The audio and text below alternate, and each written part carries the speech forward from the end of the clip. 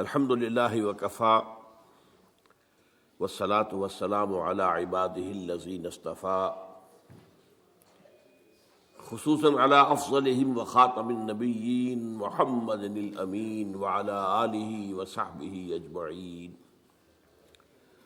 اما بعد فقد قال اللہ تبارک وتعالی کما ورد فی اول سورۃ البقرہ: اعوذ باللہ من الشیطان الرجیم، بسم اللہ الرحمن الرحیم. الف لام میم ذالک الکتاب لا ریب فیہ ھدی للمتقین الذین یؤمنون بالغیب ویقیمون الصلاۃ ومما رزقناہم ینفقون والذین یؤمنون بما انزل الیک وما انزل من قبلک وبالآخرۃ ہم یوقنون اولئک علی ھدی من ربہم واولئک ھم المفلحون. وقال عز وجل كما ورد في نفس السورة: ليس البر أن تولوا وجوهكم قبل المشرق والمغرب ولكن البر من آمن بالله واليوم الآخر والملائكة والكتاب والنبيين. وقال جل وعلا كما ورد في آخر نفس السورة: آمن الرسول بما انزل الیہ من ربہ والمؤمنون کل آمن باللہ وملائکتہ وکتبہ ورسلہ لا نفرق بین احد من رسلہ وقالوا سمعنا واطعنا غفرانک ربنا والیک المصیر. وقال عز وجل كما ورد في القرآن في سورة التغابن: فآمنوا بالله ورسوله والنور الذي أنزلنا والله بما تعملون خبير. يوم يجمعكم ليوم الجمع ذلك يوم التغابن ومن يؤمن بالله ويعمل صالحا يكفر عنه سيئاته ويدخله جنات تجري من تحتها الأنهار خالدين فيها أبدا ذلك الفوز العظيم. والذين كفروا وكذبوا بآياتنا أولئك أصحاب النار خالدين فيها وبئس المصير. صدق الله العظيم. رب اشرح لي صدري ويسر لي أمري واحلل عقدة من لساني يفقهوا قولي. اللهم ربنا ألهمنا رشدنا وأعذنا من شرور أنفسنا. اللهم أرنا الحق حقا وارزقنا اتباعه وأرنا الباطل باطلا وارزقنا اجتنابه. اللهم صل على عبدك ونبيك ورسولك وحبيبك وخليلك محمد وبارك وسلم وبارك على جميع الأنبياء والمرسلين وعلى ملائكتك المقربين وعلى عبادك الصالحين وعلينا معهم يا أرحم الراحمين. معزز حاضرین اور محترم خواتین، آج ہم اللہ کا نام لے کر 4 خطبات سیرت کا سلسلہ شروع کر رہے ہیں. آپ دعا کریں کہ اللہ تعالی حالات کو سازگار بنائے رکھے، میری طبیعت بھی اس قابل رہے کہ میں اس پروگرام کو پورا کر سکوں. طبیعت میری ٹھیک نہیں ہے، آپ کو میری آواز سے بھی اندازہ ہو رہا ہوگا. تاہم جیسا بھی کچھ ہے، اللہ تعالیٰ جو ہے اس میں اس کام کو جاری رکھنے کی توفیق دیا رکھے، تو یہ اسی کا فضل و کرم ہے. یہ جو پہلا خطبہ ہمارا ہے سیرت کے بارے میں، اس کا عنوان ہے فلسفہ دین میں نبوت و رسالت کا مقام. یہاں لفظ فلسفہ قابل غور ہے. کیا فلسفے کا دین کے ساتھ کوئی تعلق ہے؟ عام طور پر یہ لفظ دین کے حوالے سے استعمال نہیں ہوتا. ہم حکمت قرآن، حکمت دین یہ استعمال کرتے ہیں، اور یہی قرآن کی اصطلاح بھی ہے. فلسفہ قرآن کی اصطلاح نہیں ہے، حدیث کی اصطلاح نہیں. ان دونوں میں جو فرق ہے وہ نوٹ کر لیجئے. فلسفہ خالص منطق کی بنیاد پر آگے چلتا ہے. جہاں کوئی چیز منطقی طور پر ثابت نہ ہو وہاں فلسفہ رک جائے گا، آگے نہیں بڑھے گا. جبکہ حکمت جو ہے اس میں جہاں منطق سے بھی سروکار ہے، وہاں فطرت کے اندر جو چیزیں اللہ نے ودیت کی ہوئی ہے اور جو بدیہیات فطرت کہلاتے ہیں، جن کے لیے کسی دلیل کی ضرورت نہیں ہے، بلکہ دلیل جو ہے ان کے لیے ثابت کی نہیں جا سکتی، ان چیزوں کو بھی ملحوظ رکھتے ہوئے فطرت سلیمہ کی رہنمائی میں عقل اور منطق اپنا سفر طے کریں تو اس کا جو نتیجہ ہوگا اس کا نام حکمت ہے۔ قرآن مجید میں حکیم انسان کی ایک بڑی مثال دی گئی ہے حضرت لقمان کی صورت میں، وَلَقَدْ آتَيْنَا لُقْمَانَ الْحِكْمَةَ أَنِ اشْكُرْ لِلَّهِ۔ ہمارا جو منتخب نصاب ہے مطالعہ قرآن حکیم کا، اس کا تیسرا درس اسی پر مشتمل ہے، سورہ لقمان کا دوسرا رکوع۔ البتہ ایک بات جان لیجئے کہ فلسفے کی بہت سی شاخیں ہیں، منطق خود ایک فن ہے اگرچہ، لیکن وہ فلسفے کی شاخ شمار ہوتا ہے۔ ایک زمانے میں نفسیات بھی فلسفے کی شاخ تھی، یہ سب فلسفے کی، لیکن اب جو ہے فلسفے کے لیے علیحدہ علیحدہ نام اس کی مختلف شاخوں کے لیے۔ ایک کا نام ہے میٹا فزکس۔ میٹا فزکس جو ہے اس کا براہ راست تعلق جو ہے دین کے ساتھ ہے۔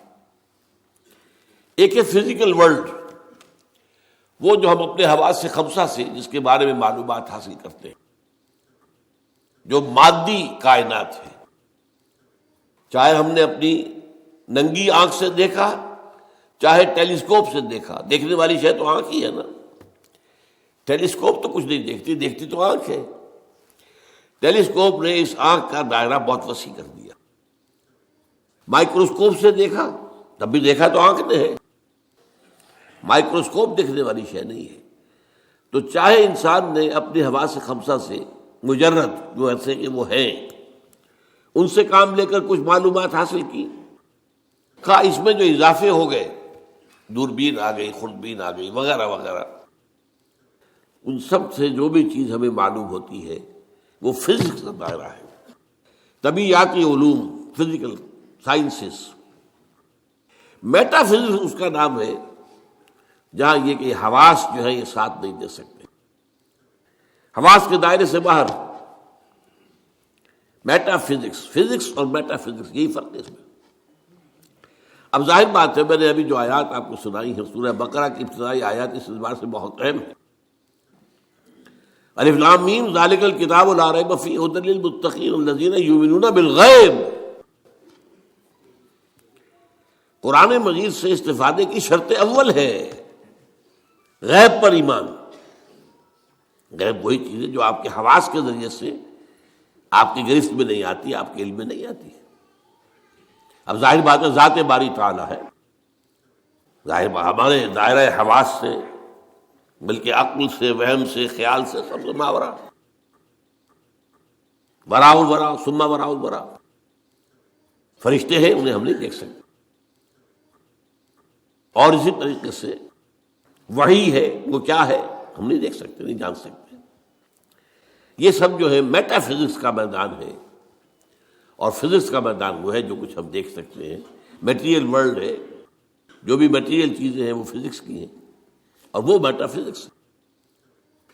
تو قرآن کا جو میٹا فزکس ہے، اب ظاہر بات ہے کہ جب سائنس بہت آگے بڑھ گئی ہے، فزیکل سائنسز، تو ضرورت اس امر کی تھی اور اب بھی ہے کہ قرآن کے میٹا فزکس کے ساتھ جدید فزکس سے حاصل شدہ معلومات کو جوڑا جائے، دیکھا جائے۔ یہاں پہ تضاد تو نہیں ہو سکتا، ناممکن ہے۔ اور بہترین بات ہے جو ڈاکٹر رفیع الدین مرحوم نے لکھی، Quran is the word of God and this universe is the work of God. کس نے بنایا اس کو؟ یہاں کے قانون طبیعی جو بھی ہے، فزیکل لاز کس نے بنائے ہیں؟ یہ ساری کائنات کس نے بنائی ہے؟ کون اس کو چلا رہا ہے؟ یدبر الامر من السماء الى الارض، کون؟ اللہ۔ تو word of God Quran, work of God کائنات، ان دونوں میں کوئی تضاد تو ممکن نہیں ہے۔ عام انسان کے بھی قول و فعل میں تضاد ہو تو ہم اسے سمجھنا بڑی گھٹیا بات ہے، آپ کا قول یہ ہے، آپ کا عمل یہ ہے. اللہ کے قول اور عمل کے اندر تضاد کیسے ہو سکتا ہے؟ یہ ضرور ہوا ہے کہ قرآن مجید تو آج سے 1400 برس پہلے جو ہے نازل ہوا ہے. اس وقت انسان کی جو مادی معلومات تھی وہ اتنی کم تھی کہ قرآن مجید میں فزیکل فینومینا کا جو تذکرہ ہوا ہے ان کو صحیح طور پر سمجھا نہیں جا سکتا تھا. اس لیے کہ ابھی ہماری معلومات اس کائنات مادی کے بارے میں بہت محدود تھی. لیکن جیسے جیسے جیسے جیسے سائنس آگے بڑھی ہے، قرآن نے پہلے کہہ دیا تھا سنریہم آیاتنا فی الآفاق وفی انفسہم حتی یتبین لہم انہ الحق. یہ ہم قرآن تو آج دے رہے ہیں تمہیں، لیکن ہم اپنی آیات، نشانیاں آفاق اور انفس میں دکھائیں گے دکھائیں گے دکھائیں گے اور دکھائیں گے، یہاں تک کہ یہ بات تم پر بالکل واضح ہو جائے گی، مبرہن ہو جائے گی یہ قرآن حق. تو جتنی سائنٹیفک ترقی ہوئی ہے اس نے ثابت کیا ہے قرآن کی حقانیت کو. آپ نے پہلے بھی تذکرہ سنا ہوگا، ٹورنٹو یونیورسٹی کا جو ہیڈ آف دی ڈپارٹمنٹ، جو یہ ایک خاص علم جنین ہے، یعنی ماں کے بطن میں جو بچہ پرورش پاتا ہے، امبریولوجی اس سائنس کا نام ہے. آج جب کہ انسان نے، آپ کو معلوم ڈسیکشن بھی ہوتا ہے، سب کچھ ہوتا ہے، مائکروسکوپ بھی ہے اور نہ معلوم کیا کیا چیزیں ہیں جس کے اندر داخل کر کے دیکھ لیتے ہیں. گھٹنے کا درد ہے، گھٹنے میں کیمرہ داخل کر دیتے ہیں، وہاں سے دیکھ لیتے ہیں اندر کیا ہے. تو آج جو معلومات حاصل ہوئی ہے وہ حیران ہوا. 1400 برس پہلے یہ کیسے دے دی گئی قرآن مجید کی؟ اس نے مانا. مورس بوکائی نے یہ مانا، فرینچ سرجن تھا، شاہ فیصل اس کے پاس علاج کے لیے گئے تھے، وہاں انہوں نے قرآن پیش کر دیا اسے. انہوں نے کہا میں کیسے پڑھوں گا اس کو، یہ تو عربی میں.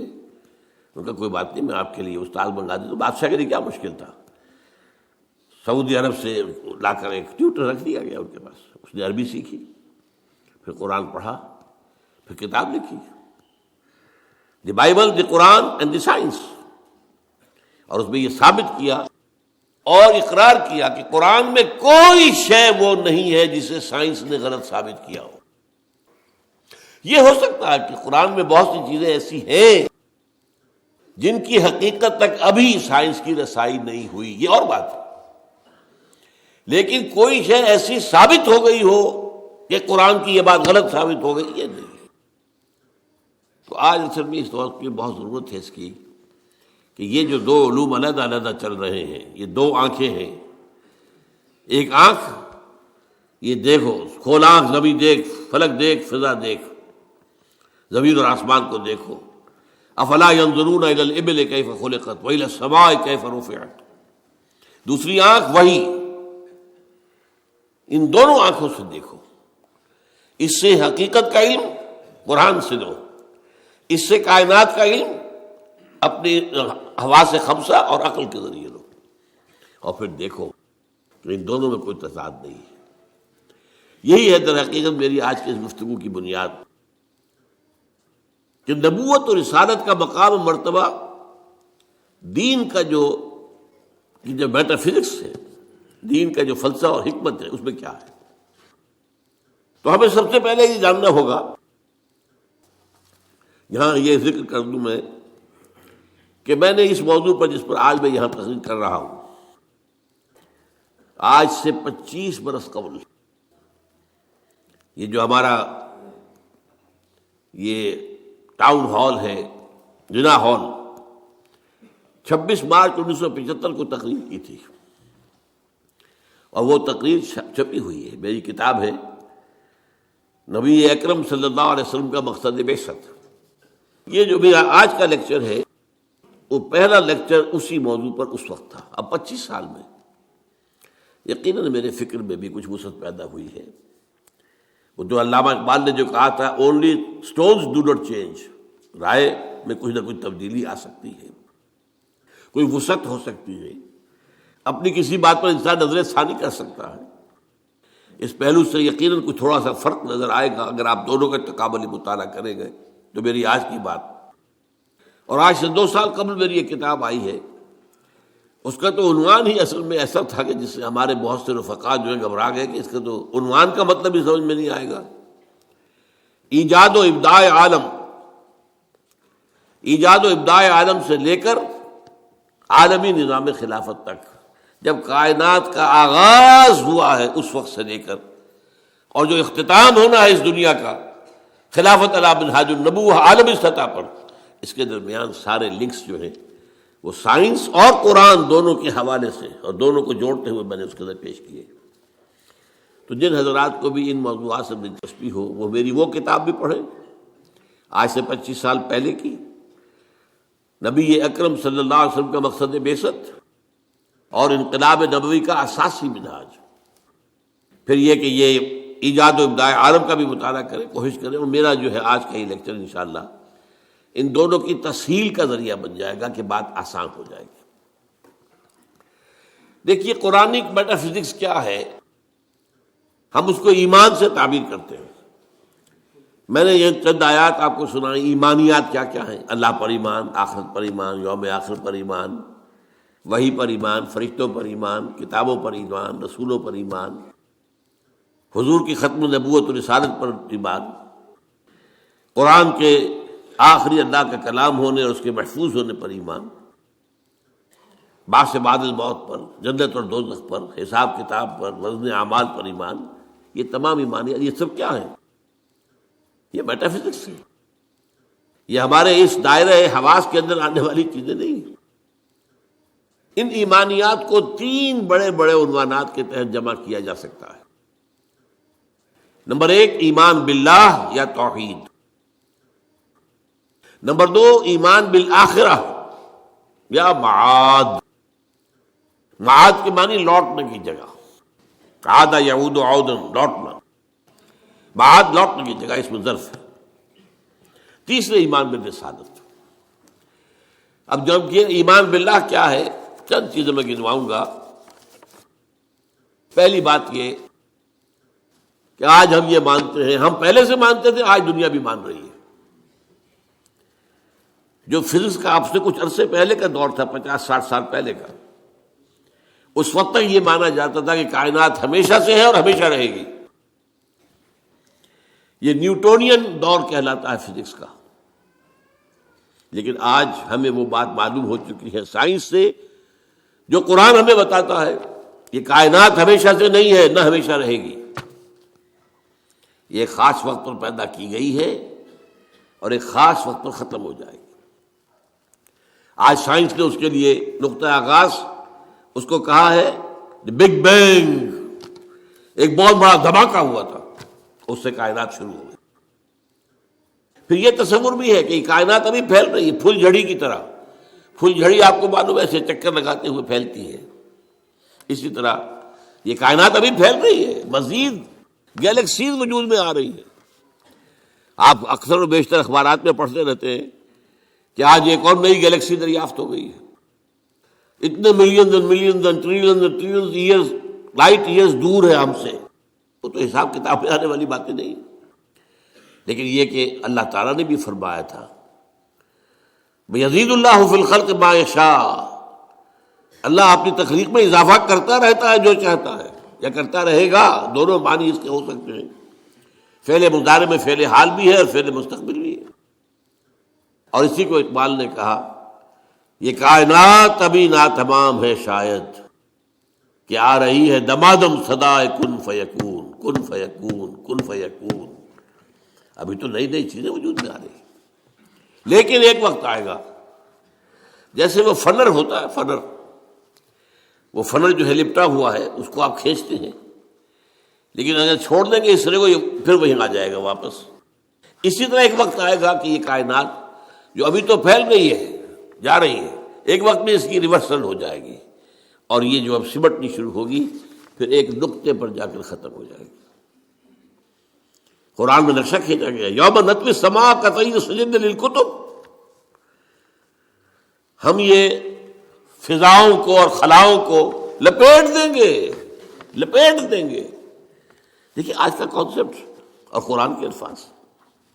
جیسے پچھلے زمانے میں کتابیں ہوتی تھیں، جلد بندی کا تو معاملہ نہیں تھا. ایک کاغذ پر لکھ کیا پورا ہو گیا، اس کے ساتھ نیا کاغذ چسپاں کر دیا اور اس کو رول کر دیا.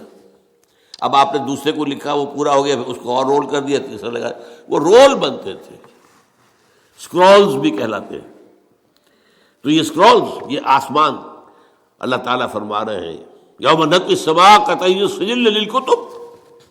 جیسے اس زمانے کی کتابیں ہوتی تھی کہ اسکرولز کی صورت میں ہوتی تھیں، اس طریقے سے ہم آسمانوں کو لپیٹتے ہیں.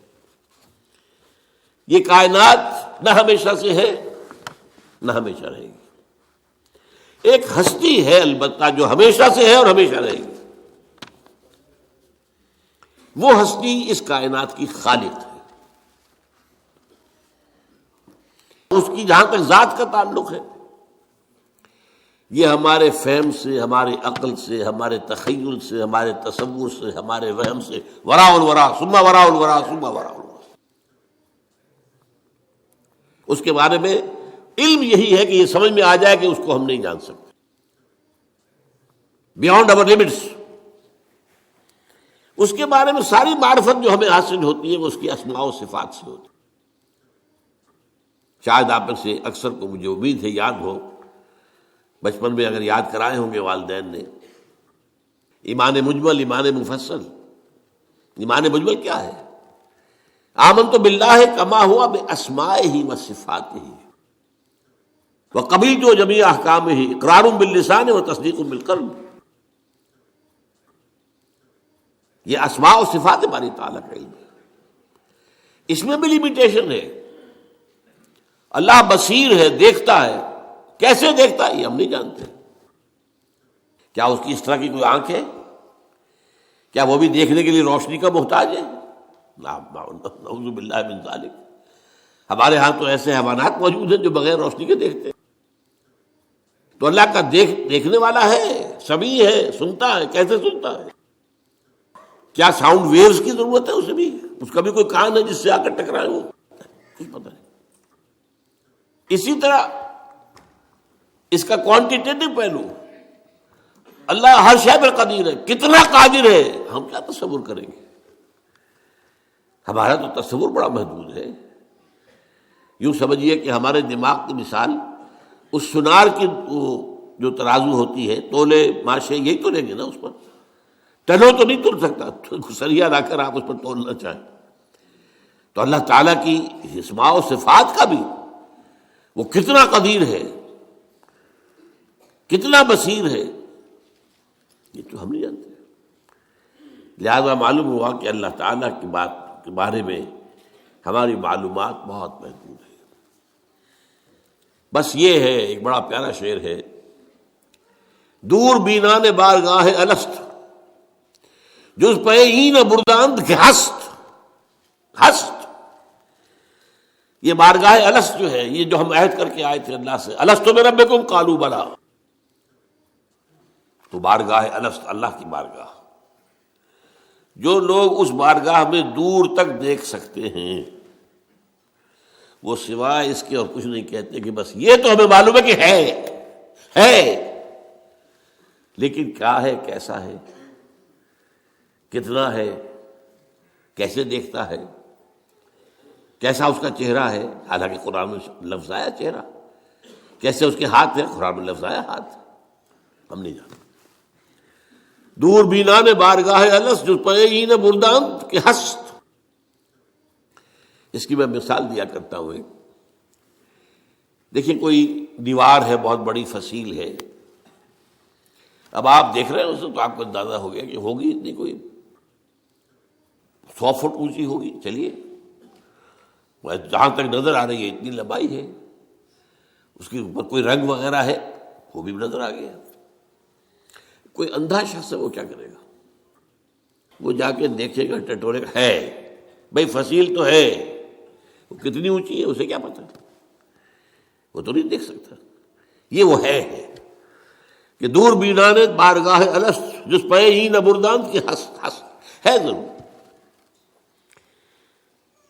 یہ جو اللہ ہے جس نے اس کائنات کو پیدا کیا، سارے نام اچھے نام اسی کے ہیں. ارید اللہ عبد الرحمن ایم ما تدعو فلہ الاسماء الحسنی. چاہے اللہ کہہ کر پکار لو، چاہے رحمان کہہ کر پکار لو، جس کو بھی پکارو یہ جان لو کہ تمام اچھے نام اسی کے ہیں، تمام اچھی صفات اسی کے اندر ہے، اور بتمام و کمال ہے۔ وعلیٰ کل شیء قدیر ہے، بکل شیء علیم ہے، ہر چیز پر قادر، ہر چیز کا دیکھنے والا۔ پھر وہ تنہا ہے، تنہا، اپنی ذات میں تنہا، لا شریک لہ، کوئی شریک نہیں، نہ صفات میں شریک ہے، نہ اختیارات میں شریک ہے، وہ تنہا ہے۔ لا مثل لہ ولا مثال لہ ولا مثیل لہ ولا ضد لہ ولا ند لہ ولا کفو لہ۔ یہ ہے اللہ کی ذات کے بارے میں ہمارے تصورات کا خلاصہ۔ اب آئیے دوسرا، ایمان بالآخرہ۔ اس اللہ نے جو اس کائنات کو تخلیق فرمایا ہے، اس میں اس کی تخلیق کا کلائمیکس انسان ہے۔ اس کی میں تفصیل ذرا بعد میں بیان کروں گا، ابھی یہ مضمون ختم ہو جائے۔ تخلیق کا کلائمیکس انسان، اس انسان کی یہ زندگی جو ہے، جسے ہم اپنے محدود مشاہدے کی وجہ سے سمجھ بیٹھتے ہیں 60 70 80 برس، کوئی بہت بوڑھا ہو گیا 90 برس 100 برس، کوئی 100 کراس کر گیا تو اخبار میں خبریں آ جائیں گی، بس نہیں، یہ انسان مسجود ملائک بنایا گیا۔ یہ کلائمیکس ہے اللہ کی تخلیق۔ اور ایک خاص بات نوٹ کیجئے، اللہ نے فرمایا خلقتہ بیدی، میں نے اسے اپنے دونوں ہاتھوں سے بنایا۔ دونوں ہاتھ کون سے ہیں؟ ایک عالم امر ہے اور ایک عالم خلق ہے، وہ ابھی میں بتاؤں گا آپ کو۔ اور یہ عالم و خلق یا اللہ کی ذات میں جمع ہے یا انسان کی ذات میں جمع ہے۔ باقی پوری کائنات میں یا کوئی شے ہے تو عالم خلق کی ہے، یا دوسری ہے تو عالم امر کی ہے، دونوں چیزیں جمع ہیں اللہ کی ذات میں اور انسان کی ذات میں۔ اسی لیے حدیث ہے ان اللہ خلق آدم علی صورتہ، اور یہ حدیث ابو ہریرہ سے ہے رضی اللہ تعالی عنہ، اور بخاری اور مسلم دونوں میں اللہ نے آدم کو اپنی صورت پر بنایا ہے۔ اب اس سے اونچا مقام کیا ہوگا؟ کیا ایسی عظیم ہستی کی زندگی بس 40 50 60 70 80 برس؟ اس میں بھی کچھ حصہ تو بچپن کا گزر گیا، ابھی ہوش ہی نہیں، شعور ہی نہیں۔ بعد میں بھی 80 کے بعد ہو، 70 کے بعد ہو، تو انسان کے جو ہے حواس ٹھیک نہیں رہتی، یادداشت ختم ہو جاتی ہے، لیکن اللہ یعلم ما فی علم شیئا، علم ختم ہو جاتا ہے۔ نہیں، قرآن کیا بتاتا ہے؟ یہ بات وہ ہے جو افسوس ہے، صد افسوس، کہ آج بالکل ذہنوں سے خارج ہے۔ انسان کی زندگی بہت طویل ہے، بہت طویل ہے، بہت طویل ہے۔ علامہ اقبال جو کہتے ہیں، تو اسے پیمانہ امروز و فردا سے نہ ناپ، جاویداں پہم دواں ہر دم جمع ہے زندگی۔ کیا یہ ایسے ہی بڑھ ہانک دی ہے ان نے؟ نہیں، یہ قرآن کا مطالعہ ہے۔ 5 زندگیاں ہیں انسان کی، جن میں سے 2 ان میں سے ڈورمنٹ ہے، سوتے ہوئے گزری ہیں، اور 3 ایکٹیو ہیں۔ سب سے پہلے انسان کو عالم ارواح میں پیدا کیا گیا، صرف روحیں تھی، جسم نہیں تھا، اور یہی عالم امر ہے اصل میں۔ روح، یسألونک عن الروح قل الروح من امر ربی، یہ آپ سے روح کے بارے میں پوچھتے، فرما دیجئے یہ روح میرے رب کا امر ہے، امر۔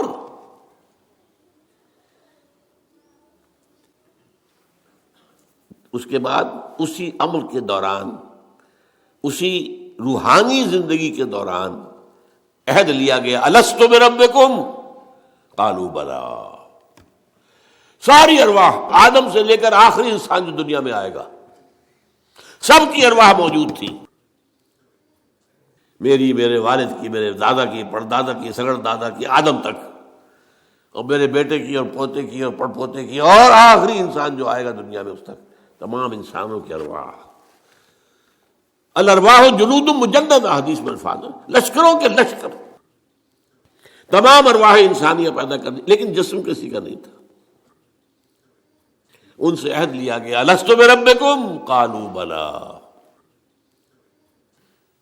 کیا میں نہیں ہوں تمہارا رب، مالک، آقا، حاکم، پروردگار؟ سب یقیناً ہے اللہ، تو ہی ہمارا حاکم ہے، پروردگار ہے، عالم۔ پہلی زندگی یہ ہے، اس کے بعد سلا دیا گیا۔ نیند اور موت میں زیادہ فرق نہ سمجھیے، موت جو ہے وہ بھی ایک طرح کی نیند ہے، اور نیند بھی ایک طرح کی موت ہے۔ چنانچہ جو دعا مسنون ہے، جب صبح آپ اٹھیں تو آپ کی زبان پر جو دعا آنی چاہیے، اگر آپ کو یاد ہو حضور کی دعا، الحمدللہ الذی احیانی بعد ما اماتنی والیہ النشور، اس اللہ کا شکر ہے جس نے مجھے زندہ کیا اس کے بعد کہ مجھے مردہ کر دیا تھا۔ نہیں مردہ ہوتا ہے انسان جب اس کا شعور ہی نہیں۔ تو یہ در ہے، اور موت جو اب آنے والی ہے، موت معدوم ہونے کا نام تو نہیں ہے، مردہ پڑا ہے، زندگی تو نہیں ہے، لیکن یہ کیا معدوم ہو گیا؟ معدوم ہے، موجود ہے۔ اور دوسری بات یہ کہ ہمارے علم کے مطابق تو یہ ہے کہ ادھر سے ادھر منتقل ہونے کا نام ہے موت، ہم تو انتقال کہتے ہیں نا۔ بھائی آپ لاہور سے کراچی منتقل ہو گئے، اللہ خیر صلی اللہ، آپ ایک عالم سے دوسرے عالم کو منتقل ہو گئے، عالم دنیا سے عالم برزخ، عالم برزخ سے عالم آخرہ۔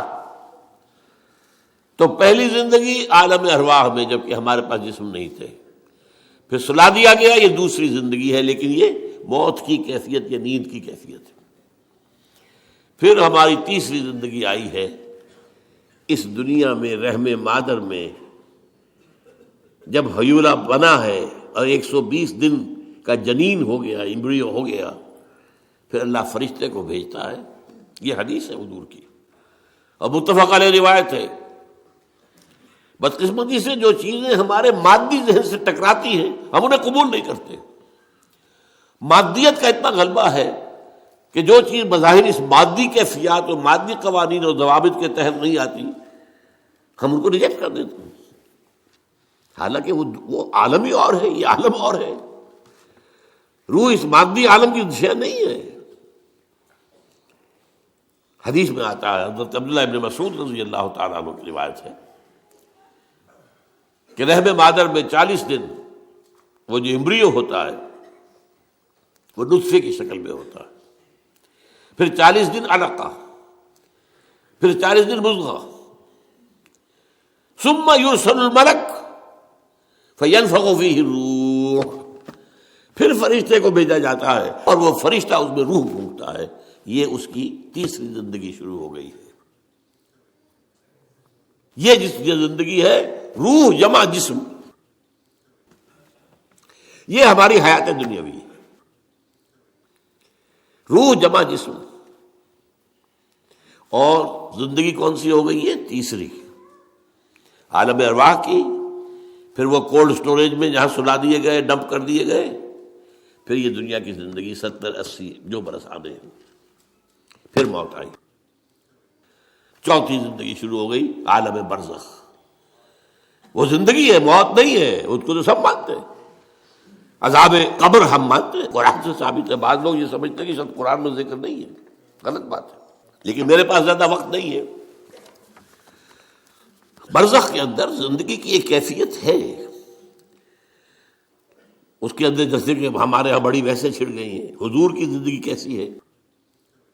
آیا ایسی ہے جیسے دنیا میں تھی یا اس سے کچھ مختلف ہے؟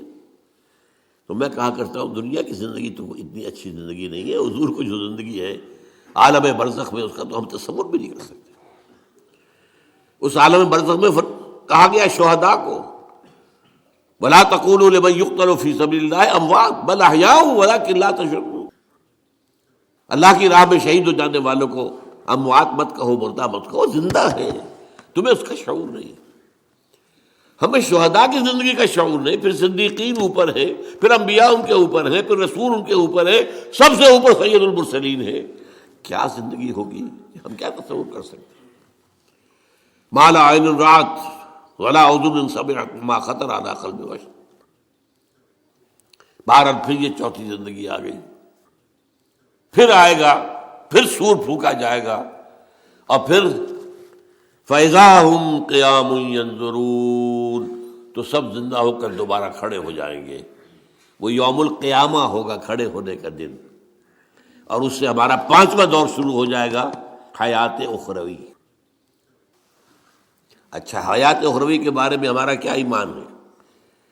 کیا وہ کبھی ختم ہونے والی ہے؟ وہ تو ابدی ہے.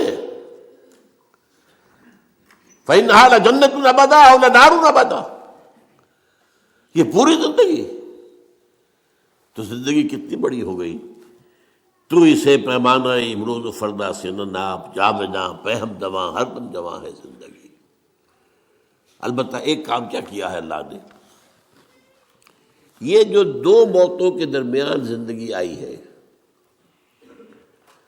پہلی موت جو کہ ہم عالم ارواح سے، اس کے بعد سلا دیے گئے، موت آ گئی نا، پھر اللہ نے زندہ کیا.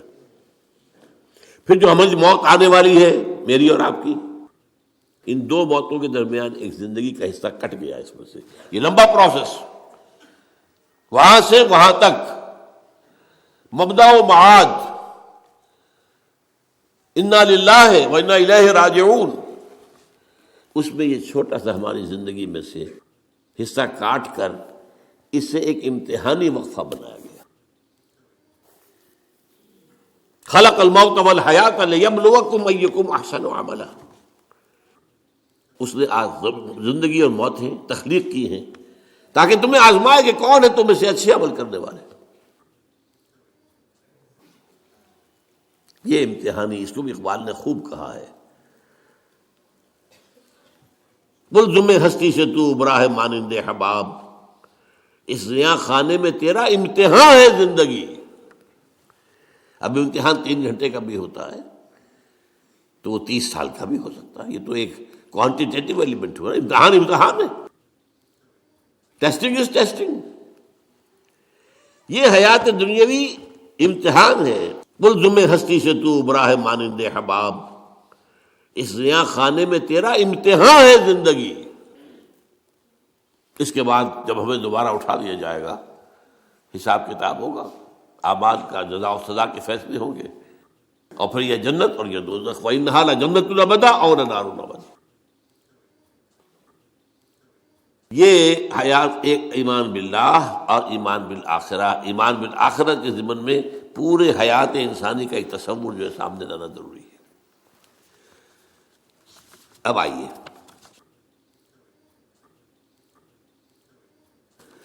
میں نے کہا تھا تخلیق کے بارے میں کچھ باتیں آپ کو بتاؤں گا. یہ جدید سائنس کے حوالے سے بھی بہت اہم چیزیں ہیں، اور یہ قرآن کی حکمت اور فلسفے کے لیے. بدقسمتی ہماری یہ ہے کہ ہمارے جو فلسفی مسلمان ہوئے، ابن سینا ہو، فارابی ہو، کندی ہو، جو متکلمین ہوئے جنہوں نے عقل سے کام لے کر قرآن کی تفسیریں کی ہیں، امام راغب میں بہت بڑے مقام پر ہیں، اور ہیں بہت ہیں. کچھ صوفی مزاج صوفی ہے، فلسفی ہے. ان سب نے اپنی زیادہ تر گفتگو کا دار و مدار یونانی حکماء اور فلاسفہ کی بات پر رکھی ہے. سقراط اس کا شاگرد، افلاطون اس کا شاگرد ارسطو. ہمارے متکلمین، ہمارے فلاسفہ سب ارسطو کے شاگرد. ہمارے صوفیہ اکثر و بیشتر افلاطون اور پروٹائنس، افلاطونوس ان کے شاگرد. لہذا مولانا روم نے بڑا شکوے کے انداز میں کہا تھا، چند خانی حکمت یونانیہ. تم کب تک یونانیوں کی حکمت پڑھتے رہو گے، یونانیوں کا فلسفہ پڑھتے رہو گے، یونانیوں کی میٹا فزکس، یونانیوں کی منطق. چند خانی حکمت یونانیہ، حکمت قرآنیہ راہم میں خاں. کبھی ذرا قرآن مجید میں جو حکمت دی گئی ہے، جو فلسفہ دیا گیا ہے، جو حقائق بیان کیے گئے، کبھی ان پر توجہ کرو۔ اللہ تعالیٰ توفیق دے۔ میری دلی آرزو ہوگی کہ آپ میں سے جو ذہین لوگ ہیں، ظاہر بات ہے کہ یہ میدان ہر شخص کا نہیں ہے۔ حضور صلی اللہ علیہ وسلم کا جو افرادی انفرادی سطح پر انقلاب برپا کرنے کا پروسیس ہے، 4 الفاظ ہیں اس میں ٹاپ پر آتا ہے حکمت۔ یتلو علیہم آیاتہ یزکیہم ویعلمہم الکتاب والحکمہ۔ حکمہ یہ تعلیم محمدی صلی اللہ علیہ وسلم، تربیت نبوی صلی اللہ علیہ وسلم، اس کی سب سے اونچی منزل ہے تعلیم حکمت۔ تو ظاہر بات ہے کہ ہر شخص اس کا اہل نہیں ہوتا۔ یہ اللہ تعالیٰ نے ظاہر بات ہے سب کو ایک جیسا نہیں بنایا ہے۔ جسمانی قوتوں کے اعتبار سے بھی فرق و تفاوت ہے، ذہنی صلاحیتوں کے اعتبار سے بھی فرق و تفاوت ہے۔ جن لوگوں کے اندر یہ فلسفہ اور حکمت کا ذوق ہو وہ اس معاملے میں آئیں، سوچیں، پڑھیں۔ میری یہ چند باتیں ہو سکتا ہے کہ ان کے لیے چشم کشا ثابت۔ وہ کتاب اس وقت میری جو ہے ایجاد و ابداع عالم، وہ آؤٹ آف پرنٹ ہے، موجود نہیں ہے، انشاءاللہ جلدی ہی پرنٹ کروا لیں گے دوبارہ۔ دیکھیے تخلیق کا مرحلہ اول عالم امر ہے، اللہ کا ایک حکم کن، انما امرہ اذا اراد شیئا ان یقول کن فیکون۔ اس کن سے ایک نور پیدا ہوا ہے، ویری سٹل، لطیف، حرارت کوئی نہیں، خنک نور۔ یہ نور اللہ، یہ پہلی شے ہے جو پیدا ہوئی ہے۔ حکم ایک کن، یہ عالم امر ہے۔ اس نور سے پیدا کیے گئی تمام ارواح انسانیہ، تمام ملائکہ۔ ملائکہ کے بارے میں حدیث موجود ہے، قرآن مجید میں ذکر نہیں ہے، حدیث میں ہے۔ حضرت عائشہ رضی اللہ تعالی عنہا سے مسلم شریف کی روایت ہے کہ ان اللہ خلق الملائکہ من نور۔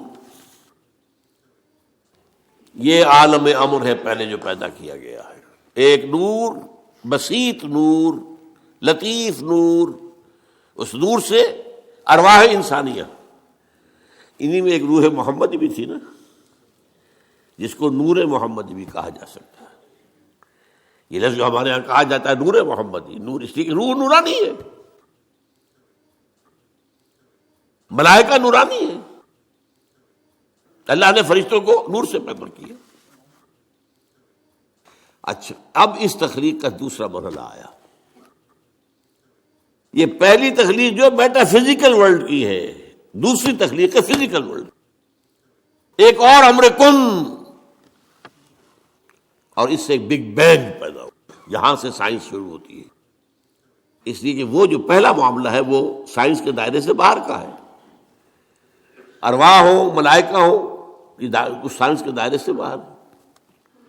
وہ عالم امر ہے، یہ عالم خلق شروع ہوا ہے اب۔ اور عالم خلق اور عالم امر میں ایک بڑا بنیادی فرق جان لیجئے۔ عالم امر میں اللہ کے کسی حکم کے تعمیل میں کوئی لمحہ صرف نہیں ہوتا، کن فیکون، کن فیکون، نو ٹائم ایلیمنٹ۔ یہی وجہ ہے فرشتے کو عرش سے زمین تک آنے میں کوئی وقت نہیں لگتا، روح کو بھی کوئی وقت نہیں لگتا۔ یہ بیانڈ دس فزیکل ورلڈ ہے نا، تو میٹا فزیکل ورلڈ کا تعلق ہے ان کا، یہ عالم امر سے ہے۔ امر میں وقت نہیں لگے گا قطعاً، خلق میں وقت لگے گا لازماً۔ آم کی گٹھلی ہے، آم کا پودا بننے میں 5-6 سال لگ جائیں گے۔ رحم مادر میں حمل ٹھہر گیا ہے، بچے کے پورے بننے میں 9 مہینے لگیں گے، ٹائم لگے گا، اٹس خلق۔ قرآن کہتا ہے ہم نے آسمان زمین 6 دن میں پیدا کیے، ٹائم لگا کہ نہیں لگا؟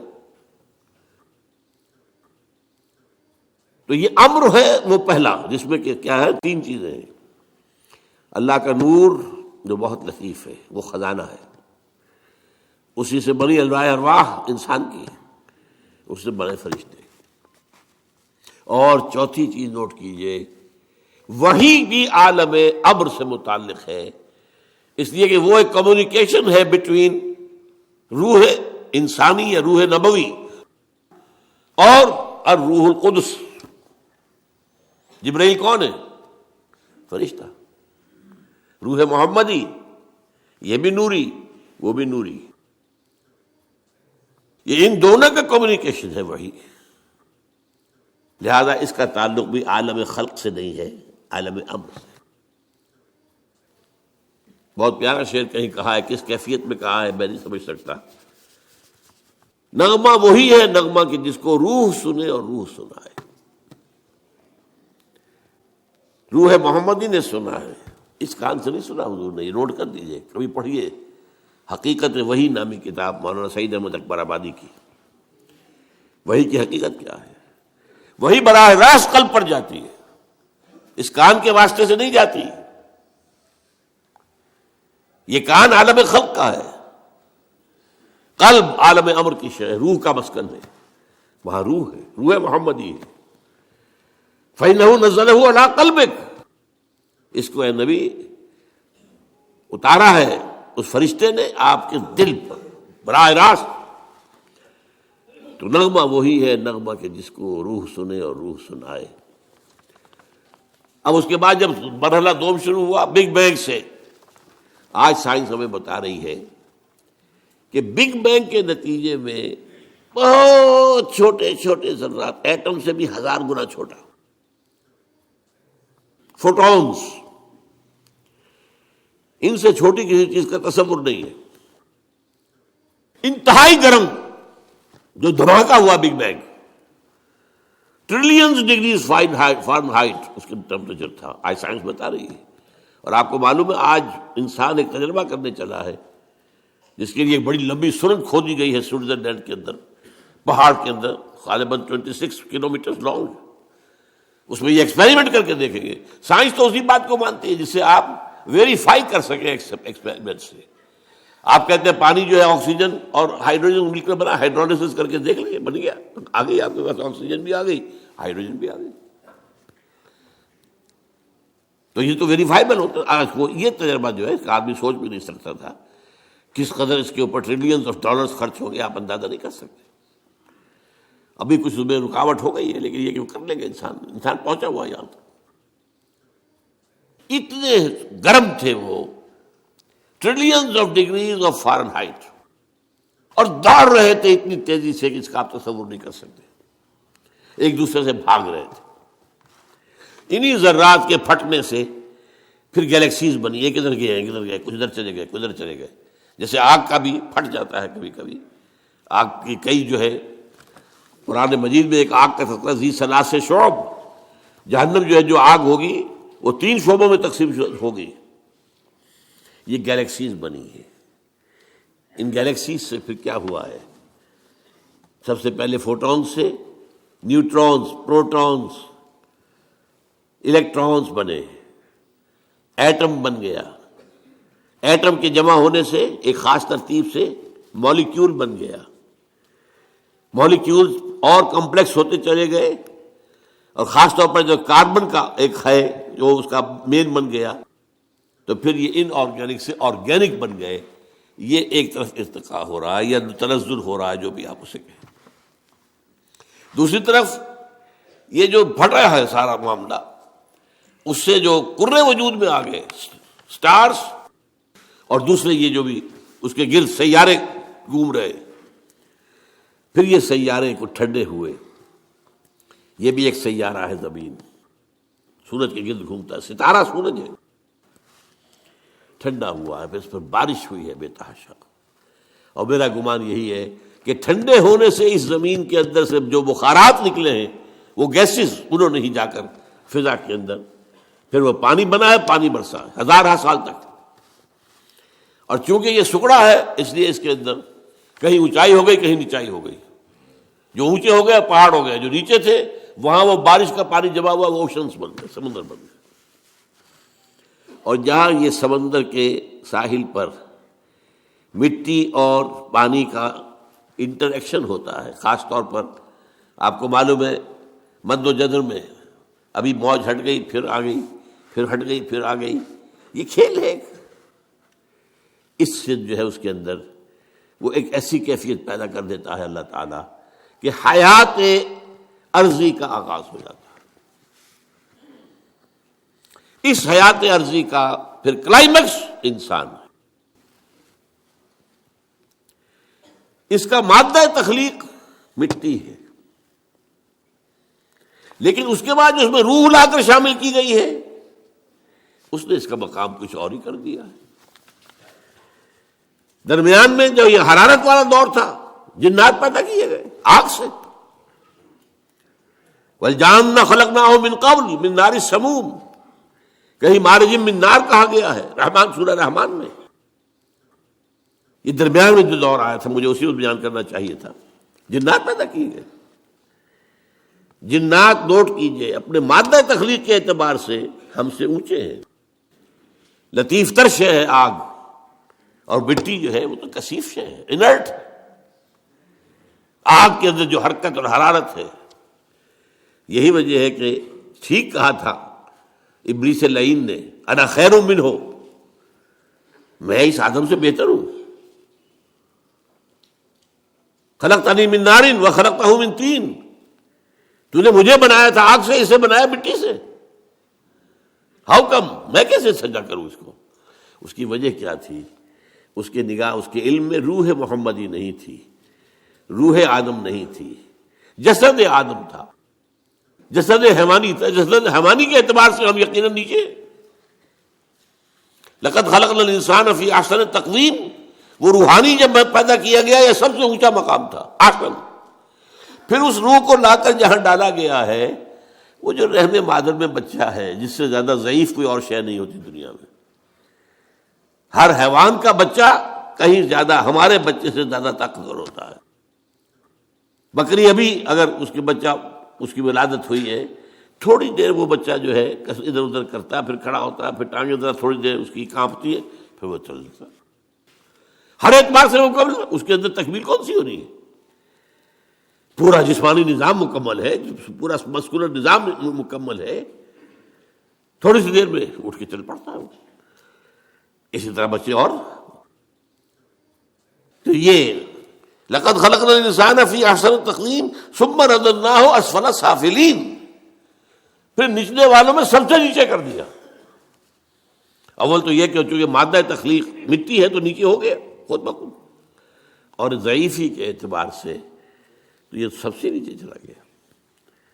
الا الذین آمنوا وعملوا الصالحات، سوائے ان کے کہ جو نیک عمل کریں اور ایمان لائیں، ان کے لیے پھر یہ ہے کہ وہی بلند مقام اپنا وہ حاصل کر لیں گے، دوبارہ وہیں پہنچ جائیں گے۔ والتین والزیتون وطور سینین وہذا البلد الامین لقد خلقنا الانسان فی احسن تقویم ثم رددناہ اسفل سافلین الا الذین آمنوا وعملوا الصالحات فلہم اجر غیر ممنون۔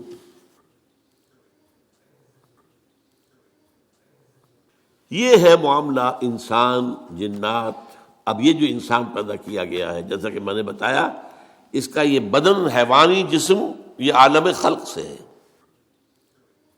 اس کی روح عالم امر سے، یہ دو عالم جمع ہو گئے، جبکہ اللہ کے ہاتھ میں الا لہ الخلق والامر، دیکھو خلق اور امر دونوں اللہ کے ہاتھ میں ہے، اللہ کے قبضہ قدرت میں، الا لہ الخلق والامر۔ باقی فرشتے صرف عالم امر کی شے ہے، جنات صرف عالم خلق کی شے ہے، باقی یہ پوری کائنات صرف عالم خلق کی شے ہے۔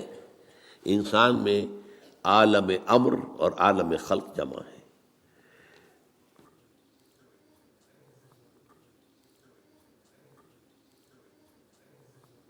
اب ہمیں آگے آنا ہے، یہ جو ہم نے ابھی سمجھا کہ انسان کی یہ زندگی جو ہے امتحانی زندگی ہے،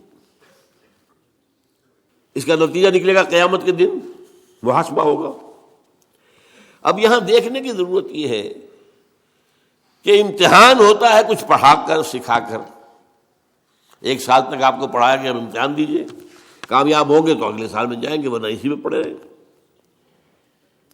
کبھی یہ کچھ چیز دے کر بھی آزماتے ہیں۔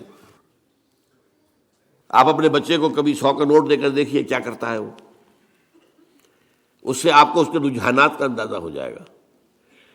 ہو سکتا ہے وہ دوڑ کر جائے کتابوں کی دکان پر، کوئی رسالے کو کتابیں لے کر آئے، ہو سکتا ہے دوڑ جائے کوئی جو کھلونے لے آئے، یہ بھی ہو سکتا ہے کہ کھانے پینے کا کچھ سامان لے آئے۔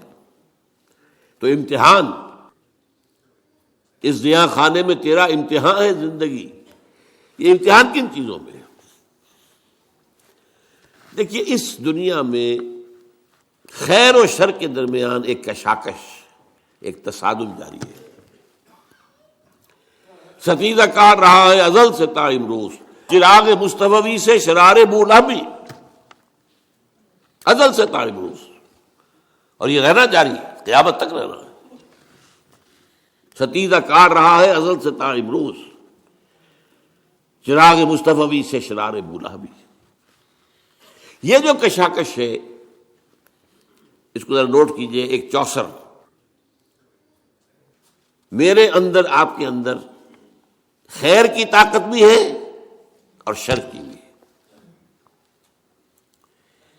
میرا حیوانی وجود مجھے زمین کی طرف کھینچتا ہے، نیچے لے جانا چاہتا ہے، زمینی خواہشات، زمینی آرزوئیں، اس دنیا کے بارے میں امنگیں، دولت زیادہ ہو جائے، فلاں چیز زیادہ ہو جائے، کھاؤں اعلیٰ سے اعلیٰ، چٹخارے لوں، کئی ڈشز کے اوپر میرا جو ہے وہ ڈنر اور لنچ ہو، وغیرہ وغیرہ وغیرہ۔ یہ میرا نفس امارہ ہے جو مجھے کھینچ رہا ہے۔ یہ جو حیوانی ہمارے تقاضے ہیں، ظاہر بات ہے کہ یہ اندھے بہرے ہیں، انہیں تو اپنی سینشول گریٹیفیکیشن چاہیے، تسکین چاہیے، بس انہیں اس سے غرض نہیں کہ حلال سے ہو، حرام سے ہو، جائز سے ہو، ناجائز سے ہو، کوئی غرض نہیں۔ یہ ہمارے اندر کا نفس ہے جس کو قرآن کہتا ہے ان النفس لامارۃ بالسوء، یہ نفس جو ہے یہ تو برائی کی طرف بلاتا ہی ہے۔ اس کے برعکس ہمارے اندر روح ہے، وہ ہمیں بلندی کی طرف لے جانا چاہتی ہے، اللہ کی طرف۔ عربی کا ایک قول ہے کل شیء یرجع الی اصلہ، ہر شے اپنے اصل کی طرف لوٹتی ہے۔ یہ جسد ہمارا کہاں سے آیا؟ زمین سے۔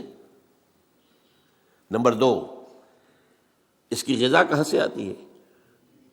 اسی زمین سے۔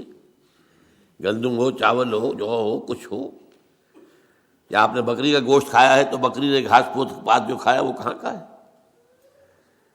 اور نمبر 3، یہ ہمیں نیچے ہی گھسیٹتی ہے، زمین کی طرف۔ روح کہاں سے آئی ہے؟ انا للہ و انا الیہ راجعون۔ لہذا اس روح کی توجہ کدھر ہے؟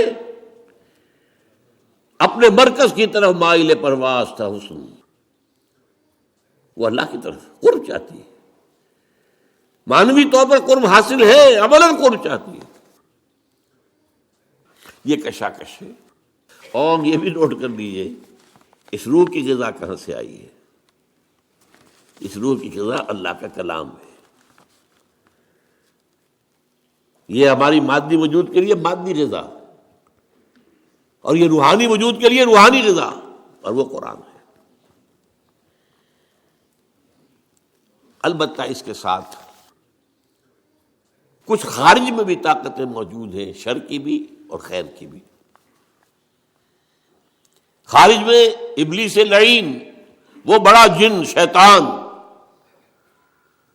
جس کو جب اللہ تعالیٰ نے رادہ درگاہ کر دیا تو اس نے ڈٹ کر اعلان کیا کہ اللہ میں ثابت کر دوں گا، مجھے مہلت دے دے، مجھے قیامت تک کے لیے زندگی دے دے میری، میں ثابت کر دوں گا کہ آدم اس قابل نہیں تھا جو تو نے پاس کو دیا، اور اس کی میں وہ ذریت کو تباہ کر کے چھوڑوں گا، برباد کر کے چھوڑوں گا، گمراہ کر کے چھوڑوں گا۔ وَلَن تَجِدَ أَكْثَرَهُمْ شَاكِرِينَ، اور دیکھ لو اللہ وقت آئے گا تو دیکھے گا کہ اس کے جو اولاد ہے اس کی اکثریت تیرے شکر گزار بندے نہیں ہوں گے۔ یہ چیلنج اس نے ابلیس نے دیا تھا، وہ اس کے اوپر ڈٹا ہوا ہے، اس کی ضروریت لشکر شیطانوں کے جنات میں سے، یہ غیر مرئی ہے، نظر نہیں آتے ہمیں۔ انہ یراکم من حیث لا ترونہم، وہ تو تمہیں وہاں سے تاکتے ہیں، دیکھتے ہیں، تم نہیں دیکھتے ہو، غیر بنائی ہے۔ اور چونکہ لطیف مادہ ہے، لطیف ہے، آگ سے بنا ہے نا، لطیف ہے۔ ان الشیطان یجری من الانسان مجری الدم، حضور نے فرمایا شیطان انسان کے وجود میں خون کی طرح سرایت کرتا ہے، گردش کرتا ہے۔ اور اس کے ساتھ ہی نوٹ کر لیجئے، ابلیس کے جو چیلے ہو جاتے ہیں انسانوں میں سے، وہ بھی اس کی پارٹی بن جاتے ہیں، حزب الشیطان۔ قرآن مجید میں سورہ مجادلہ میں ذکر ہے۔ اور آج جان لیجئے دنیا میں انسانوں میں شر کی سب سے بڑی قوت، ذہانت، فطانت اس پر ختم ہے، سازش کی صلاحیت اس پر ختم ہے، اور وہ ہے سب سے بڑے ایجنٹ اس وقت ابلیس لعین کے دنیا میں، اور وہ ہے یہودی۔ ان کی طرف جو رسول اللہ نے بھیجے تھے حضرت عیسیٰ، جب ان کے جان کے درپے ہو گئے، قتل کرنے پر تل گئے، یہاں تک کہ اپنے بس پڑتے تو سولی پر چڑھوا دیا۔ یہ دوسری بات ہے اللہ نے کیا کیا، وہ ایک علیحدہ مسئلہ ہے۔ اللہ نے انہیں آسمان پر اٹھایا، اور ایک اور شخص جو ہے جس کے بارے میں گمان یہی ہے، اور صحیح ہے یہ گمان، کہ جس شخص نے ان کے حواریین میں سے دھوکہ دے کر گرفتار کروایا تھا، اسی کی شکل بنا دی گئی حضرت مسیح کی، ولیکن شبہ لہم، اس کے اندر جو ہے شبیہ پیدا کر دی گئی حضرت عیسیٰ علیہ السلام کی، اور وہ سولی چڑھنا چاہیے تھا اسے، وہ تو he deserved it۔ لیکن بہرحال وہ چونکہ یہودی طے کر کے اور اپنے بس پڑتے چڑھا دیا انہوں نے سولی پر، اس وقت سے وہ اللہ تعالیٰ کے ہاں سے مغضوب علیہم، ملعون، مردود، یہ قرار پا چکے۔ اور اس کے بعد سے میں نے جیسے کہ کہا نہایت ذہین قوم، قرآن میں ایک جگہ آیا ہے اخترناہ علی علم عندنا، ہم نے اپنے علم کی بنیاد پر چنا تھا انہیں۔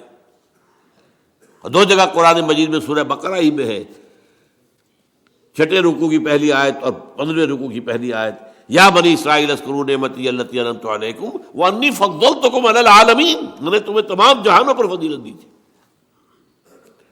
لیکن اللہ کا قانون کیا ہے، جس قوم کی طرف رسول بھیجا جائے، اگر وہ قوم بحیثیت مجموعی اس کا انکار کر دے اور اس کی جان کے درپے ہو جائے، تو اس پر عذاب آتا رہا ہے، آخری عذاب، ہلاکت والا عذاب، عذاب استیصال، جیسے کہ حضرت ابراہیم، حضرت نوح علیہ السلام کی قوم غرق کی گئی، حضرت موسیٰ کے دور میں جو فرعون اور اس کا لاؤ لشکر غرق کیے گئے۔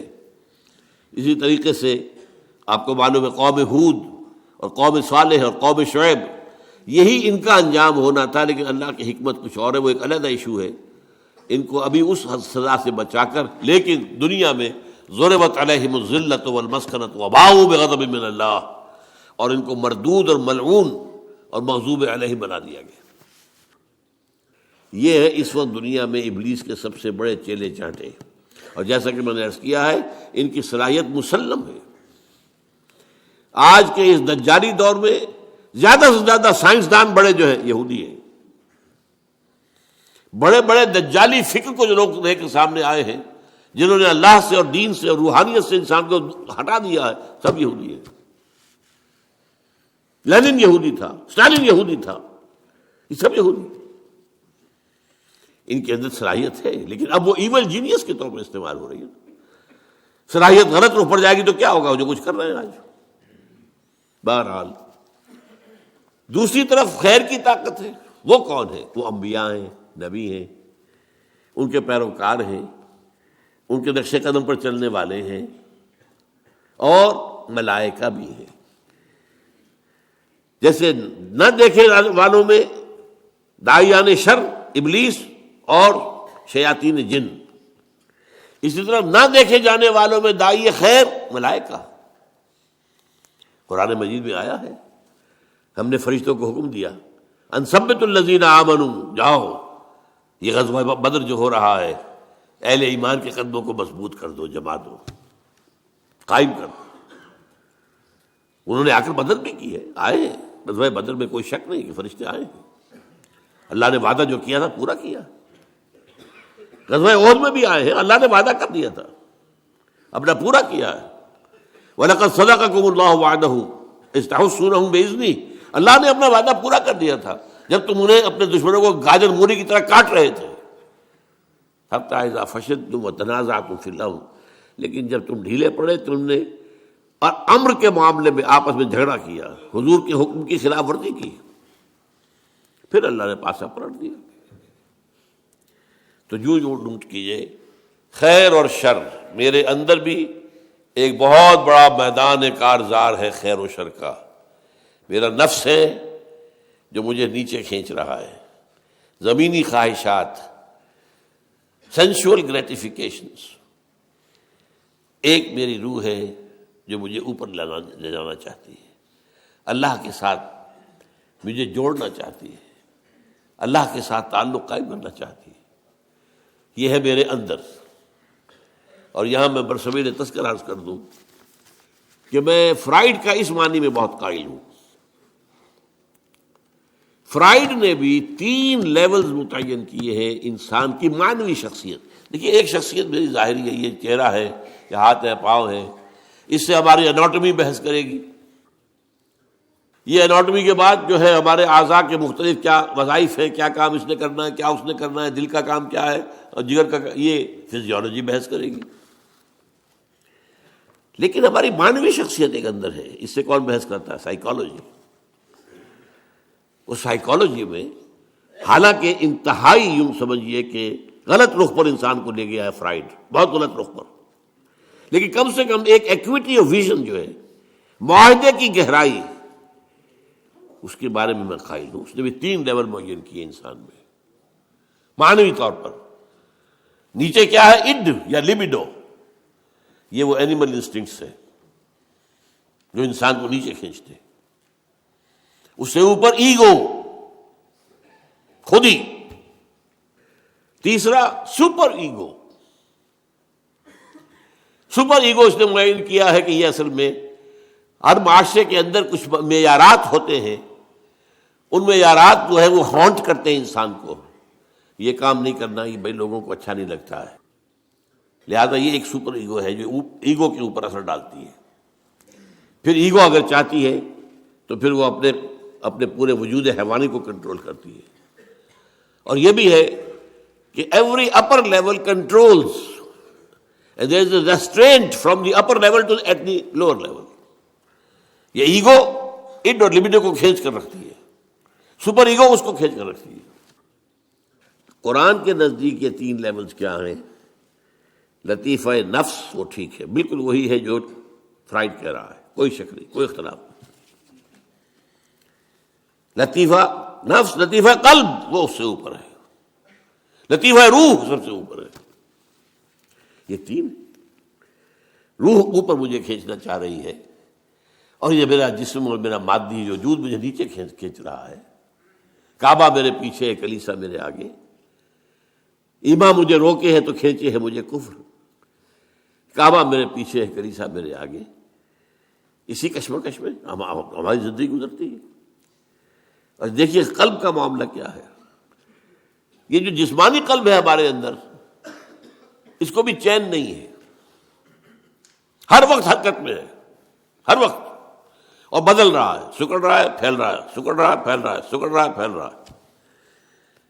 اسی طریقے سے یہ مانوی قلب جو ہے، اس کا بھی کبھی رخ ہو جاتا ہے روح کی طرف تو پورا وجود روحانی ہو جاتا ہے.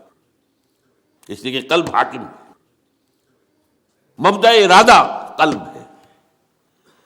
جب یہ روح کی طرف رخ ہو جائے، آئینہ ہے جیسے کہ آئینہ ادھر ہو گیا تو وہ سارا ریفلیکٹ کرے گا، روح کے جو اثرات ہیں، انوار و برکات، وہ پورے وجود پر چھا جائے گی. اور اگر قلب کا رخ ہو گیا ہے نفس امارہ کی طرف تو پوری انسانی شخصیت حیوانیت، بلکہ ہو سکتا ہے بربریت، اس کے اوپر ہوتا ہے. یہ ہے قلب، ادھر یا ادھر. اسی لیے اس سے اوپر جو شے ہے وہ اللہ تعالیٰ کا ایک حکم اور اس کی مشیت ہوتی ہے. حضور نے فرمایا ہے کہ تمام انسانوں کے دل اللہ کی 2 انگلیوں کے مابین ہیں، وہ جدھر چاہتا ہے پھیر دیتا ہے. جو خوش قسمت ہے اللہ اس کے دل کو، رخ کو موڑ دیتا ہے روح کی طرف، خیر کی طرف، بھلائی کی طرف، نیکی کی طرف، ایمان کی طرف، تقوی کی طرف. جہاد فی سبیل اللہ کی طرف، اور جن کے بدقسمت جو ارن کرتے ہیں اپنے لیے اللہ کا عذاب، ان کا وہ قلب کا رخ کر دیا جاتا ہے وہ نفس امارہ کی طرف، اب وہ حیوان، بل ہم اضل، قرآن مجید کہتا ہے حیوان ہی نہیں، ان سے بھی گئے گزرے، لہم قلوب لا یفقہون بہا ولہم اعین لا یبصرون بہا ولہم آذان لا یسمعون بہا اولئک کالانعام بل ہم اضل۔ یہ تو انسان نہیں ہے، حیوان ہے، دل ہے جس سے یہ کام نہیں لیتے، سوچتے نہیں، آنکھیں دیکھتے نہیں، حیوانوں کا ساتھ دیکھنا دیکھتے ہیں نا، گاڑی آ رہی ہے میں نے بھی دیکھ لیا، اپنی جان بچا لی، کتے نے بھی دیکھ لیا وہ بھی بچ گیا، مجھ سے زیادہ بچنے کی صلاحیت اس میں، تو یہ تو میں برابر ہے۔ لیکن یہ اہل نظر ذوق نظر خوب ہے، لیکن جو شے کی حقیقت کو نہ سمجھے وہ نظر کیا، شے کی ظاہر تو کتے کو بھی نظر آ گئی ہے، انسان تو وہ ہے کہ جو اشیاء کی حقیقت کو سمجھے۔ اور حضور نے فرمایا صلی اللہ علیہ وسلم، دعا ہے آپ کی، اللہم ارنی حقیقت الاشیاء کما ہی، اے اللہ مجھے اشیاء کی اصل حقیقت دکھا دے جیسے کہ وہ ہے، میں صرف ظاہر پر مطمئن نہیں رہنا چاہتا، ارنی حقیقت الاشیاء کما ہی، مجھے تو اشیاء کی حقیقت دکھا دے جیسے کہ پھر واقع وہ ہے۔ یہ اصل میں یہ آنکھ ہے دل کی آنکھ، یہ کان ہے دل کے کان، دیدن دیگر آموز سنیدن دیگر آموز۔ بہرحال اب اگلی بات سمجھیے، پھر دوہرا لیجیے، اندر نفس امارہ ہے، ان لیبیڈو ہے، روح ہے، دی سول اور دی اسپرٹ، جو امر عرب ہے، کشاکش ہے ان میں، درمیان میں قلب ہے، جو ادھر ہو جائے تو اس کا بول بالا، ادھر ہو جائے تو اس کا بول بالا، لیکن منبع ارادہ قلب ہے، ارادہ وہاں سے ابھرتا ہے۔ باہر کیا ہے؟ عزازیل، وہ ابلیس لعین اور اس کے جنات کے شیاطین کے جو جنات کے لشکر ہیں وہ بھی ہے، دوسری طرف ملائکہ بھی ہے، وہ خیر کی طرف بلاتے ہیں، دوسری طرف اس کے بھی انسانوں کے اندر مرید ہے، ایجنٹ ہے، چیلے چانٹے ہیں۔ آج یہود سب سے بڑے ہیں، اور یہود کے اعلی کار واسپ ہیں، دی وائسٹ اینگلو سیکسن پروٹیسٹنٹس، برطانیہ اور یو ایس اے سب سے بڑے چیلے چانٹے اعلی کار ہیں یہودیوں۔ چنانچہ برطانیہ نے انہیں فلسطین میں دوبارہ آباد ہونے کی اجازت دی ہے 1917 میں بالفور ڈکلریشن کے ذریعے سے، اور امریکہ نے انہیں ریاست بنا کر دے دی ہے 1948 میں یونائٹڈ نیشن کے ذریعے سے۔ لیکن دوسری طرف انبیاء کے پیروکار بھی ہیں، جو انبیاء کے نقش قدم پر چلتے ہوئے لوگوں کو خیر کی طرف بلاتے ہیں، بھلائی کی دعوت دیتے ہیں۔ یہ مرئی ہے، جیسے یہودی نظر آ رہے ہیں مرئی ہے جو شیطان کا لشکر ہے، ایسے ہی انبیاء کے پیروکار، ان کے نقش قدم پر چلنے والے، نصیحت کرنے والے، خیر کی طرف بلانے والے موجود ہیں۔ اب ایک بات، یہ داعیان شر یا داعیان خیر جو خارج میں ہیں، ان میں سے کسی کو انسان پر اختیار حاصل نہیں ہے۔ وہ دعوت دے سکتے ہیں، وہ بہلا پھسلا کر، سمجھا کر، اچھے داعی ہیں وہ تبلیغ کے ذریعے سے، تلقین کے ذریعے سے، نصیحت کے ذریعے سے، تعلیم کے ذریعے سے، جو برائی کی طرف بلانے والے ہیں وہ تحریض سے، ترغیب سے دنیا کو مزین کر کے دکھا دیں گے۔ لَأُزَيِّنَنَّ لَهُمْ فِي الْأَرْضِ، یہ شیطان نے کہا تھا اللہ تعالیٰ سے، سورہ ہجر میں ہے، میں پوری زمین ان کے لیے مزین کر دوں گا، یہ اسی زمین کی دنیا اور دنیا کی زندگی ہی کے عاشق بن جائیں گے۔ اسی لیے کہا سورہ کہف کے اندر، اِنَّا جَعَلْنَا مَا عَلَى الْأَرْضِ زِینَةً لَهَا لِنَبْلُوَهُمْ أَيُّهُمْ أَحْسَنُ عَمَلًا، ہم نے زمین کے اوپر جو کچھ ہے اسے اس کا سنگھار بنا دیا ہے، حسن، خوبی، یہ زیورات ہیں زمین کے، انسان اسی کے حسن کا مطالعہ ہو کر رہ گیا، ہمیں بھول گیا۔ یہ سب ہم نے کیوں کیا تھا؟ اِنَّا جَعَلْنَا مَا عَلَى الْأَرْضِ زِینَةً لَهَا لِنَبْلُوَهُمْ أَيُّهُمْ أَحْسَنُ عَمَلًا، رخ روشن کے آگے شمع رکھ کر وہ یہ کہتے ہیں ادھر جاتا ہے دیکھیں یا ادھر پروانہ آتا ہے، امتحان تو یہی تھا، ہماری طرف آتا ہے یا دنیا کی طرف جاتا ہے، یہ اصل میں وہ امتحان ہے۔ لیکن جیسا کہ میں نے کہا کسی ابلیس کو بھی یہ اختیار نہیں ہے کہ آپ کو زبردستی غلط راستے پر لے جائے. وہ آپ کے سامنے دنیا کے خوشنما بنا دے گا، بدی کو خوشنما بنا کر پیش کرے گا، نیکی کی شکل دے دے گا، اس کے لیے بڑے اچھے الفاظ استعمال کر دے گا. جو یونائٹڈ نیشنز اسمبلی نے طے کر دیا ہے کہ پروسٹیٹیوشن کو پروسٹیٹیوشن نہ کہو، سیکس ورکرز کہو. یہ کیا ہو رہا ہے؟ ہومو سیکشولیٹی کو بالکل یہ نہ سمجھو کو ان نیچرل بات ہے، اسے نیچرل انکلینیشن.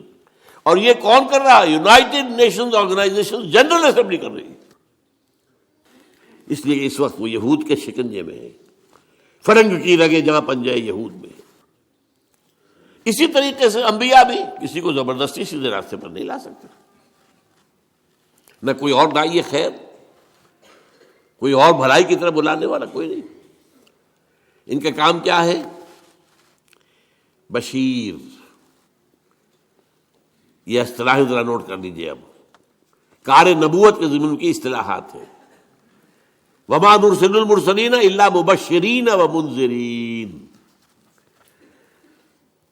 وما ارسلناک الا مبشرا ونذیرا. یہ دو الفاظ سب سے زیادہ استعمال ہوئے ہیں، بشارت دینے والے اور خبردار کرنے والے. دیکھو غلط راستے پر جاؤ گے تو جہنم کا راستہ ہے، جہنم میں گزرو گے. خبردار کر دیا ہم نے. فقط انذرتکم، میں نے تمہیں خبردار کر دیا ہے. غلط راستے پر جاؤ گے جہنم ہے، اچھے راستے پر جاؤ گے جنت ہے. بشارت اس کی ہے. اور جو کوئی اچھے راستے پر آئے اسے تھپکی دینا، بشارت دینا، دل جوئی کرنا. نحن اولیاؤکم فی الحیات الدنیا وفی الآخرہ. فرشتے کہتے ہیں اہل ایمان سے گھبراؤ نہیں، تکلیفوں میں سے بھی مت گھبراؤ، آزمائش سے نہ گھبراؤ، ہم تمہارے ساتھی ہیں، مددگار ہیں، پشپنا ہیں، دنیا کی زندگی میں بھی آخرت میں بھی. تو چاہے داعیان خیر ہوں چاہے داعیان شر ہوں، کسی کو کوئی اختیار کسی انسان پر حاصل نہیں ہے. قرآن مجید میں بھی اللہ تعالیٰ نے ابلیس سے کہہ دیا تھا تم نے مہلت مانگی ہے میں دے رہا ہوں، لیکن ان عبادی لیس لک علیہم سلطان، میرے بندوں پر تمہیں اختیار کوئی نہیں ہوگا. تم بہلاؤ، دھوکہ دو، سب باغ دکھاؤ، جس طرح چاہو، جو چاہو زور لگا لو اپنا، لیکن تمہیں اختیار نہیں ہوگا. جو آئے گا اپنے اختیار سے آئے گا، اس کا اپنا قلب ہوگا. پھر وہ جدھر روح موڑ دے اس کو. اگر وہ قلب جو ہے وہ ہو گیا روح کی طرف تو نجات ہو گئی، اور اگر ہو گیا نفس امارہ کی طرف تو بیڑا غرق ہو گیا. یہی معاملہ میں نے کہا نا کہ جو داعیان خیر ہیں، یہاں تک کہ سب سے بڑے داعی خیر محمد الرسول اللہ صلی اللہ علیہ وسلم، ان سے بھی کہہ دیا گیا انک لا تہدی من احببت ولکن اللہ یہدی من یشاء. اے نبی آپ ہدایت نہیں دے سکتے کہ جس کو چاہیں ہدایت دے دیں. یہ اللہ کی بات ہے، وہ جس کو چاہتا ہدایت دیتا ہے. واقعہ یہ کہ سب سے بڑی مثال ہمارے سامنے حضور کے چچا ابو طالب کی ہے.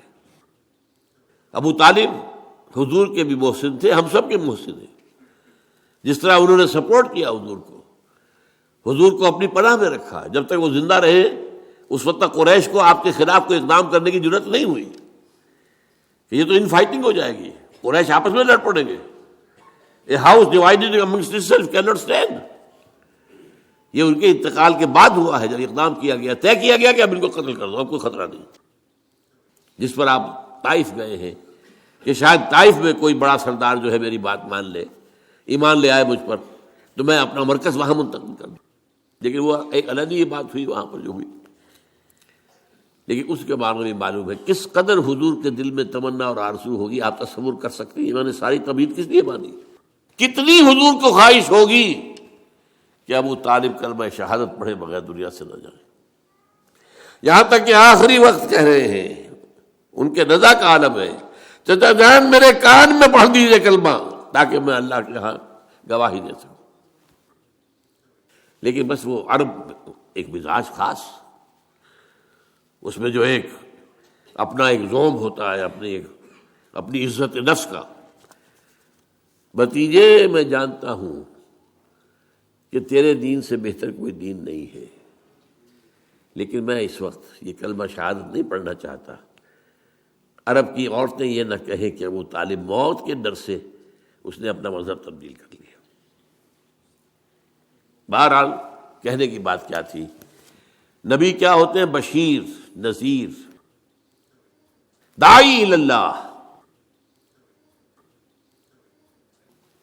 اپنی جگہ پر روشنی کا مینارہ، سراج منیرہ، معلم، مربی، مزکی، یہ ساری کیفیات جو ہے انبیاء کے ساتھ ہیں۔ اور نبیوں کے نقش قدم پر چل کر جو لوگ خدمت خلق کریں، لوگوں کو صحیح راستے پر لائے، ان کے لیے بھی یہی الفاظ ہوں گے۔ تمام سابقہ انبیاء کے لیے بھی یہی الفاظ تھے، وما نرسل المرسلین الا مبشرین ومنذرین وما ارسلناک الا مبشرا ونذیرا، بشیر، نذیر۔ اچھا، اس میں ایک اور اصطلاح آ گئی، اس انذار، تبشیر، تبلیغ، تعلیم، نصیحت، اس کے نتیجے میں جو بات قائم ہوگی اس کے لیے ایک لفظ ہے شاہد۔ شاہدن علیکم، علی آتا ہے عربی زبان میں مخالفت کے لیے، شاہدن علیکم تمہارے خلاف گواہ۔ یہ سب سے پہلے یہ اصطلاح، یہ باقی اصطلاحات تو بعد میں آئی ہیں، لیکن یہ کہ آپ کو معلوم ہے کہ سورہ احزاب میں سب کو جمع کر دیا گیا ہے۔ یا ایھا النبی انا ارسلناک شاہدا ومبشرا ونذیرا وداعیا الی اللہ باذنہ وسراجا منیرا۔ لیکن سب سے پہلے سورہ مزمل میں لفظ آ گیا، مزمل بہت شروع کی صورت ہے، انا ارسلنا الیکم رسولا شاہدا علیکم کما ارسلنا الی فرعون رسولا فعصى فرعون رسولا فاخذناه اخذا وبیلا فکیف تتقون ان کفرتم یوما یجعل الولدان شیبا السماء منفطر به کان وعده مفعولا۔ ہم نے دیکھو بھیج دیا ہے تمہاری طرف اپنا ایک رسول جو تم پر گواہ بن کر آیا تمہارے خلاف۔ یہ خلاف کا لفظ کیوں آیا یہاں پر نوٹ کیجئے۔ شہید کے معنی ہے گواہ، بلکہ لفظی معنی اصل میں کیا ہے؟ جو شخص موجود ہو، شاہد، غائب، شاہد، شاہد و غائب، شاہد۔ لیکن اس کے پھر دو معنی اس میں اضافی طور پر پیدا ہوئے۔ جو کسی موقع پر موجود ہوگا وہی صحیح گواہ بھی ہے، تو شاہد گواہ بھی ہے۔ جو کوئی موقع پر ہوگا وہ آپ کی مدد بھی کر سکتا ہے، ورنہ آپ کا چاہے گہرا ہی دوست ہے، آپ وہ ہے ہی نہیں تو کیا مدد کرے گا، تو اس سے مددگار بھی ہو گیا۔ لَکَفَىٰ بِاللَّهِ شَهِیدًا، اللہ کافی ہے آپ کی مدد کے لیے۔ اب شہادت گواہی کے معنی میں آتا ہے تو اس کے دو رخ ہیں۔ ہر مقدمے میں ایک مدعی ہے، ایک مدعا علیہ ہے۔ اگر آپ کی گواہی مدعی کے حق میں جا رہی ہے تو اس کے لیے لام آئے گا، شہدہ لہو، اس کے حق میں گواہی دی۔ اور اگر اس کے خلاف جا رہی ہے تو شہدہ علیہ۔ یہ لام اور علا کا جو فرق ہے اس کو اچھی طرح ایک اور حدیث کے حوالے سے یاد کر لیجئے۔ حضور نے فرمایا القرآن حجت لک او علیک، یہ قرآن یا تو حجت ہے تمہارے حق میں یا تمہارے خلاف۔ اسے اپنے حق میں حجت بنانا ہے تو اس کے اوپر عمل کرو، اس کو پڑھو، اس کو سمجھو، اسے اپنا امام بناؤ، اس کی پیروی کرو، تب یہ تمہارے حق میں گواہی دے۔ اللہ یہ مجھے پڑھتا تھا، مجھ پر غور کرتا تھا، مجھ پر عمل کرتا تھا، میری تبلیغ کرتا تھا، اے اللہ اس نے تو اپنے آپ کو وقف کر دیا تھا تعلیم و تعلم قرآن کے لیے، قرآن کے سمجھنے اور سمجھانے کے لیے، تو لہو یہ قرآن آپ کے حق میں گواہی بنے گا۔ جیسا کہ ایک حدیث میں آتا ہے کہ رمضان مبارک میں اگر آپ نے راتوں کو وقت جاگ کر قرآن مجید کو پڑھا ہے اور دن میں آپ نے روزے رکھے ہیں، حضور نے فرمایا الصیام والقرآن یشفعان للعبد، روزہ اور قرآن بندے کے حق میں گواہی دیں گے، شفاعت کریں گے۔ یقول الصیام، روزہ یہ کہے گا منعتہ الطعام بالنہار، اے اللہ تیرے اس بندے کو میں نے روکے رکھا کھانے سے، فشفعنی فیہ، تو میری شفاعت قبول فرما اس کے حق میں۔ ویقول القرآن منعتہ النوم باللیل، میں نے اسے رات کو سونے سے روکے رکھا، فشفعنی فیہ، تو میری شفاعت اس کے حق میں قبول فرما۔ فیشفعان، حضور نے فرمایا دونوں کی شفاعت قبول ہوگی۔ تو القرآن حجت لک او علیک، اسی طرح علی جب ہے، یہ اصل میں قرآن مجید کی اہم اصطلاح تک ہم پہنچ گئے ہیں، اور یہ ہمارا آج کا آخری موضوع ہے۔ کار رسالت کے لیے قرآن کی اصطلاح ہے شہادت علی الناس۔ وہ کیوں ہے؟ دیکھیے، ایک محاسبہ جو آخرت میں ہونا ہے، اگر کوئی نبی نہ آتا، کوئی رسول نہ آتا، تب بھی محاسبہ تو ہونا تھا۔ کیوں؟ ہم نے تمہیں سمع و بصر دیا تھا کہ نہیں؟ عقل دی تھی کہ نہیں؟ تمہارے نفس کے اندر بھی نیکی اور بدی کی پہچان ودیت کی تھی کہ نہیں؟ ان باتوں پر تو حساب دو۔ تم ہم سے عہد کر کے گئے تھے کہ نہیں؟ الستو بربکم قالوا بلی۔ جس شخص کے پاس کسی نبی کی دعوت نہ پہنچی ہو، کسی رسول کی دعوت نہ پہنچی ہو، اس کا محاسبہ ہوگا توحید اور عام نیکی اور بدی کے اعتبار سے، بس۔ ظاہر بات ہے کہ اس سے یہ محاسبہ تو نہیں ہو سکتا کہ تم نے نماز کیوں نہیں پڑھی، اسے تو نبی کا پیغام ہی نہیں پہنچا، نبی کی دعوت ہی نہیں پہنچی۔ عام آدمی سے محاسبے کی بنیادیں: نمبر 1، لقد خلقنا الانسان من نطفۃ امشاج نبتلیہ فجعلناہ سمیعا بصیرا۔ ہم نے انسان کو ملے جلے نطفے سے پیدا کیا تاکہ اسے آزمائیں، تو ہم نے اسے سماعت دی، بصارت دی، اس سے آگے بڑھ کر عقل دی، فؤاد دیے۔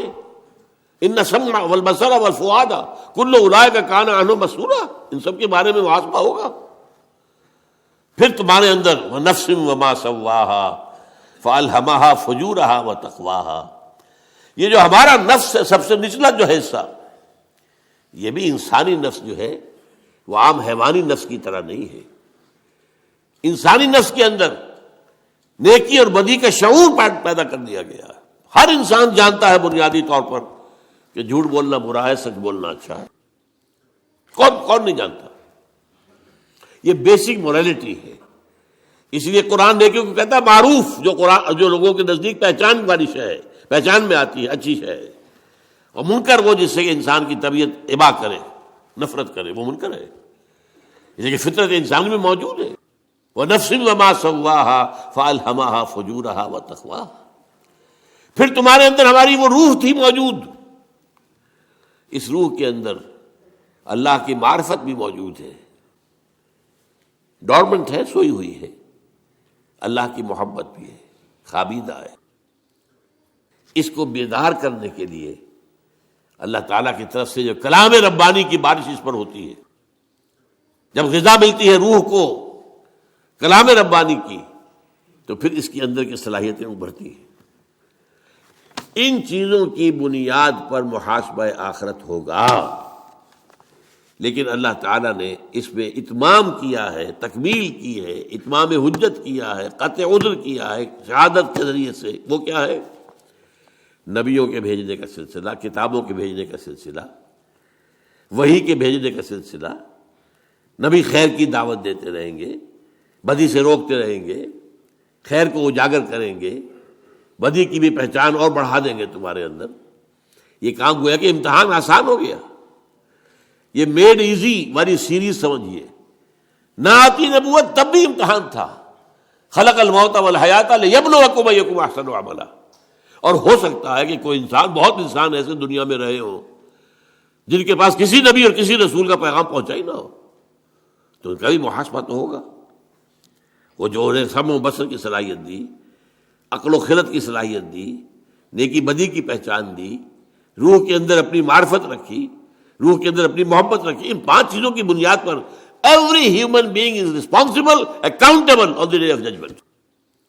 لیکن جب نبی آ گئے، ان کے اندر مکمل انسانیت کی ایک سیرت اور صورت بھی نظر آ گئی، اس اخلاق کا پیکر، اس سیرت و کردار کا مجسمہ بھی سب سامنے آ گیا، وحی کی دعوت بھی سامنے آ گئی۔ اس نے جو ہے روح کے اندر جو چیزیں چھپی ہوئی دبی ہوئی تھی انہیں اجاگر کیا۔ اس سے گویا کہ اب 2 کام ہو گئے، یہاں حق کو پہچاننا آسان، حق پر چلنا آسان، لیکن آخرت میں یہی نبی کھڑے ہوں گے، رسول کھڑے ہوں گے، گواہی دیں گے، اے اللہ ہم نے ان تک تیرا پیغام پہنچا دیا تھا۔ Now they are responsible. They are accountable. یہ جواب دہ ہیں. اب یہ نہیں کہہ سکتے کہ انہیں پیغام پہنچا ہی نہیں. دیکھیے اس بات کو سمجھیے. اگر کسی ایسی شے پر مواخذہ کیا جائے جس کے ان تک بات پہنچی ہی نہیں ہو تو وہ تو حجت ہو جائے گی لوگوں کے پاس. اللہ کیسے ہمیں تو یہ بات پہنچائی نہیں گئی, ہاؤ کم, آج ہم سے جواب طلبی کیسے ہو رہی ہے. بلکہ اس میں آگے بڑھ کر میں بات بتا رہا ہوں. دیکھیے حضور کا جو آخری خطبہ تھا, خطبہ حجۃ الوداع, اس کے اختتام پر آپ نے اپنی دعوت کے جو اہم نکات تھے ان کو خوب کھول کھول کر دوبارہ آخری مرتبہ بیان کیا. اور مجمع تھا 1.25 لاکھ کا. جسٹ امیجن, اس وقت آج سے 1400 برس پہلے 1.25 لاکھ. اور حضور ایک ایک لفظ 3 مرتبہ بول رہے تھے. لاؤڈ اسپیکر تو تھا نہیں. کچھ لوگ ادھر کھڑے ہیں, اس سے آگے لوگ کھڑے, تو آپ نے ادھر رخ کر کے کہا, اس نے آگے بولا, اس نے اس سے آگے بولا, تو 1 لاکھ تک پہنچایا. اس طریقے سے 3 دفعہ. پھر سامنے آپ نے رخ کر کے وہی بات کہی, پھر بائیں طرف رخ کر کے وہی بات کہی. جب آپ کا خطبہ ختم ہو گیا تو آپ نے ایک سوال کیا, الا هل بلغت, لوگوں میں نے پہنچا دیا یا نہیں. اور حیرت ہوتی ہے کہ اس کے جواب میں صحابہ نے 4 باتیں کہی. عام طور پر صحابہ کا جو انداز ہوتا تھا, حضور جب پوچھتے تھے کوئی سوال تو عام طور پر کہتے تھے اللہ و رسولہ عالم. یہ جو چلبلے قسم کے شاگرد ہوتے ہیں, کبھی جو اساتذہ کے اوپر بھی اپنا روب گانٹنا چاہتے ہیں, تو وہ تو جلد بولیں گے اپنی, تاکہ ذہانت کا ثبوت ہو جائے. لیکن حضور کے وہ شاگرد بہت مؤدب لوگ تھے. اللہ و رسولہ عالم. پھر آپ دوبارہ پوچھتے تھے تو پھر جیسی بات بھی ذہن میں آئی کہہ دیتے تھے. آپ نے سوال کیا اتدرون من المفلس, کون ہے تمہارے خیال میں مفلس کون ہے؟ اللہ و رسولہ عالم. آپ نے پھر دوبارہ پوچھا, پھر بتایا المفلس عندنا من لا درہم لہ ولا دینار. مفلس تو ہم اسی کو سمجھتے ہیں جس کے پاس درہم نہیں, دینار نہیں. پھر آپ نے اپنی بات بتائی, وہ میں اس وقت نہیں بیان کر رہا. تو میں یہ کہہ رہا تھا کہ عام طور پر صحابہ کا جواب ہوتا تھا اللہ و رسولہ عالم. یہاں وہ بھی سمجھ گئے تھے کہ یہ حضور یہ کیوں پوچھ رہے. ایک رسپانسبلٹی تھی جو آئی تھی, جس کو سورہ مزمل میں کہا تھا انا سنلقی علیک قولا ثقیلا, ہم آپ پر ایک بڑا بھاری بوجھ ڈالنے والے ہیں. وہ کندھوں پر آیا تھا, جس کے لیے تنبیہ بھی آ گئی سورہ مائدہ میں, یا ایھا الرسول بلغ ما انزل الیک من ربک وَإِن لَّمْ تَفْعَلْ فَمَا بَلَّغْتَ رِسَالَتَهُ. اے رسول پہنچا دو جو کچھ بھی نازل ہوا ہے آپ پر آپ کے رب کی طرف سے, اور اگر ایسا نہ کیا تو رسالت کا حق ادا نہیں ہوگا. آپ دیکھتے ہیں قرآن مجید میں وہ آیات بھی ہم پڑھتے ہیں جن میں بظاہر حضور سے کچھ اظہار ناراضگی اللہ نے کیا ہے, اظہار خفگی کیا ہے, یا کسی چیز پر روکا ہے ٹوکا. میں زیادہ سخت لفظ نہیں بولنا چاہتا, حالانکہ الفاظ بڑے سخت ہیں. یا ایھا النبی لم تحرم ما احل اللہ لک تبتغی مرضات ازواجک. اے نبی کیوں حرام ٹھہرا رہے ہو اپنے اوپر وہ شے جو اللہ نے حلال کی ہے اپنی بیویوں کی رضا جوئی کے لیے. کتنی سخت بات ہے. عبس وتولی ان جاءہ الاعمی وما یدریک لعلہ یزکیٰ. ایک پیر صاحب ہیں ملتان کے, انہوں نے مجھے باقاعدہ پیغام بھیجا کہ آپ جب یہ آیتیں پڑھا کریں ترجمہ نہ کیا کریں. میں حیران ہوا کہ قرآن مجید کی آیات ہے, جب ہمیں پڑھنے کے حکم ہے ہم تو اس میں سے کسی چیز کو نہیں, آیات پڑھ دیا کریں ترجمہ نہ کیا کرتے, اس لیے کہ اس میں حضور کی توہین آتی ہے. تو میں سمجھتا ہوں کہ جتنا بھی آدمی ادب سے بات کر سکے, لیکن ہمیں یہ قرآن مجید جیسا کہ حضور نے پہنچا دیا ہمیں, تو ہم اس میں سے کوئی کمی بیشی کرنے والے کون ہیں. عبداللہ ابن ام مکتوم رضی اللہ تعالیٰ عنہ اندھے تھے, وہ حضور کی خدمت میں حاضر ہوئے. اس وقت حضور کے پاس سرداران قریش کی ایک جماعت جمع تھی, گفتگو ہو رہی تھی. اب یہ بیچارے نابینا, انہیں کیا پتہ کون لوگ جمع, یہ بار بار دخل دے رہے ہیں حضور کو اپنی طرف متوجہ کرنا چاہ رہے ہیں. حضور کو ناگوار گزرا, آپ کے ماتھے پر بل پڑ گئے. عبس وتولی, اس نے تیوری چڑھا لی, ماتھے پر بل پڑ گئے. ان جاءہ الاعمی, اس لیے کہ اس کے پاس ایک اندھا آیا تھا. وما یدریک لعلہ یزکیٰ, تمہیں کیا پتا شاید کہ وہ تزکیہ اختیار کرتا. او یذکر فتنفع الذکریٰ، یا اسے نصیحت مل جاتی آپ کی گفتگو سے اور وہ نصیحت اسے مفید ہوتی۔ اما من استغنا فانت لہ تصدیٰ، جو استغنا کرتے ہیں، ابا کرتے ہیں، پیٹھ موڑتے ہیں، آپ ان کے پیچھے لگے ہوئے، ان کے پیچھے پڑے ہوئے۔ وما علیک اللہ یزکیٰ، اگر وہ نہیں تزکیہ اختیار کر رہے تو آپ پر کوئی الزام نہیں ہے۔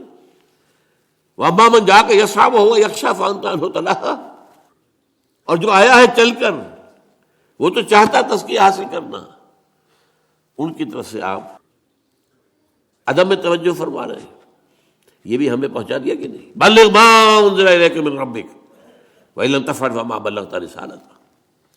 اب یہ جو بوجھ تھا اس کی ذمہ داری کا، حضور کو معاملہ معلوم تھا، اس لیے کہ سورہ اعراف میں یہ آیت آ چکی تھی، نوٹ کیجئے، آیت نمبر 6 ہے، فَلَنَسْأَلَنَّ الَّذِينَ أُرْسِلَ إِلَيْهِمْ وَلَنَسْأَلَنَّ الْمُرْسَلِينَ، ہم لازماً پوچھ کر رہیں گے ان سے بھی جن کی طرف رسولوں کو بھیجا، اور ان سے بھی جنہیں رسول بنا کر بھیجا۔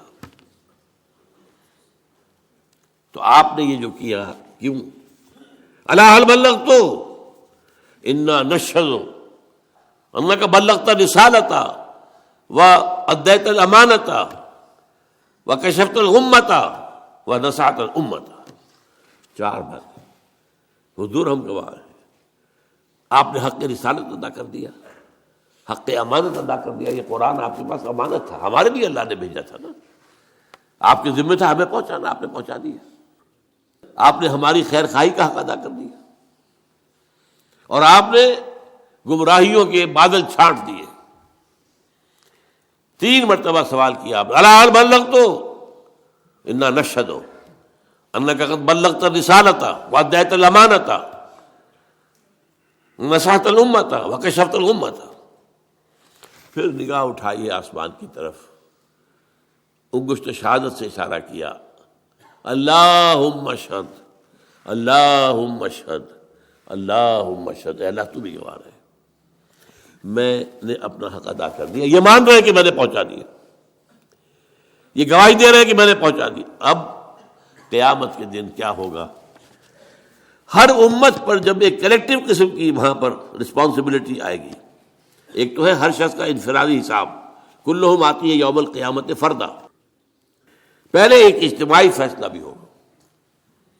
اس وقت جو ہے وہ ہر اس امت کا جو رسول ہے وہ کھڑے ہو کر ٹیسٹیفائی کرے گا، اے اللہ تیرا جو پیغام مجھ تک آیا تھا میں نے پہنچا دیا تھا، ناؤ دے آر ریسپانسبل۔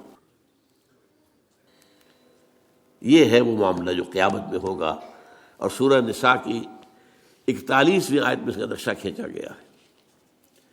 اور روایت آتی ہے کہ حضور نے ایک مرتبہ عبداللہ ابن مسعود رضی اللہ تعالیٰ عنہ سے کہا کہ مجھے کچھ قرآن سناؤ۔ انہوں نے عرض کیا حضور آپ کو سناؤں گا، آپ پر تو نازل ہوا ہے قرآن۔ فرمایا نہیں، مجھے کچھ کسی دوسرے سے سن کر کچھ اور ہی لذت محسوس ہوتی ہے۔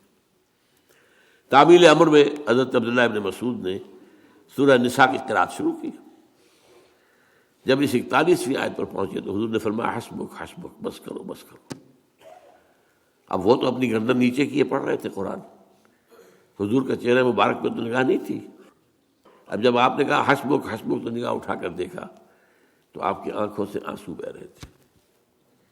وہ کس بات کے تھے آنسو؟ فَكَيْفَ إِذَا جِئْنَا مِنْ كُلِّ أُمَّةٍ بِشَهِيدٍ وَجِئْنَا بِكَ عَلَىٰ هَٰؤُلَاءِ شَهِيدًا۔ اس دن کیا ہوگا، کیسے بیتے گی؟ جس دن ہر امت پر ہم ایک گواہ کھڑا کریں گے اس کے خلاف۔ یہ گویا کہ جسے آپ کہتے ہیں کہ سرکاری گواہ، پروزیکیوشن وٹنس،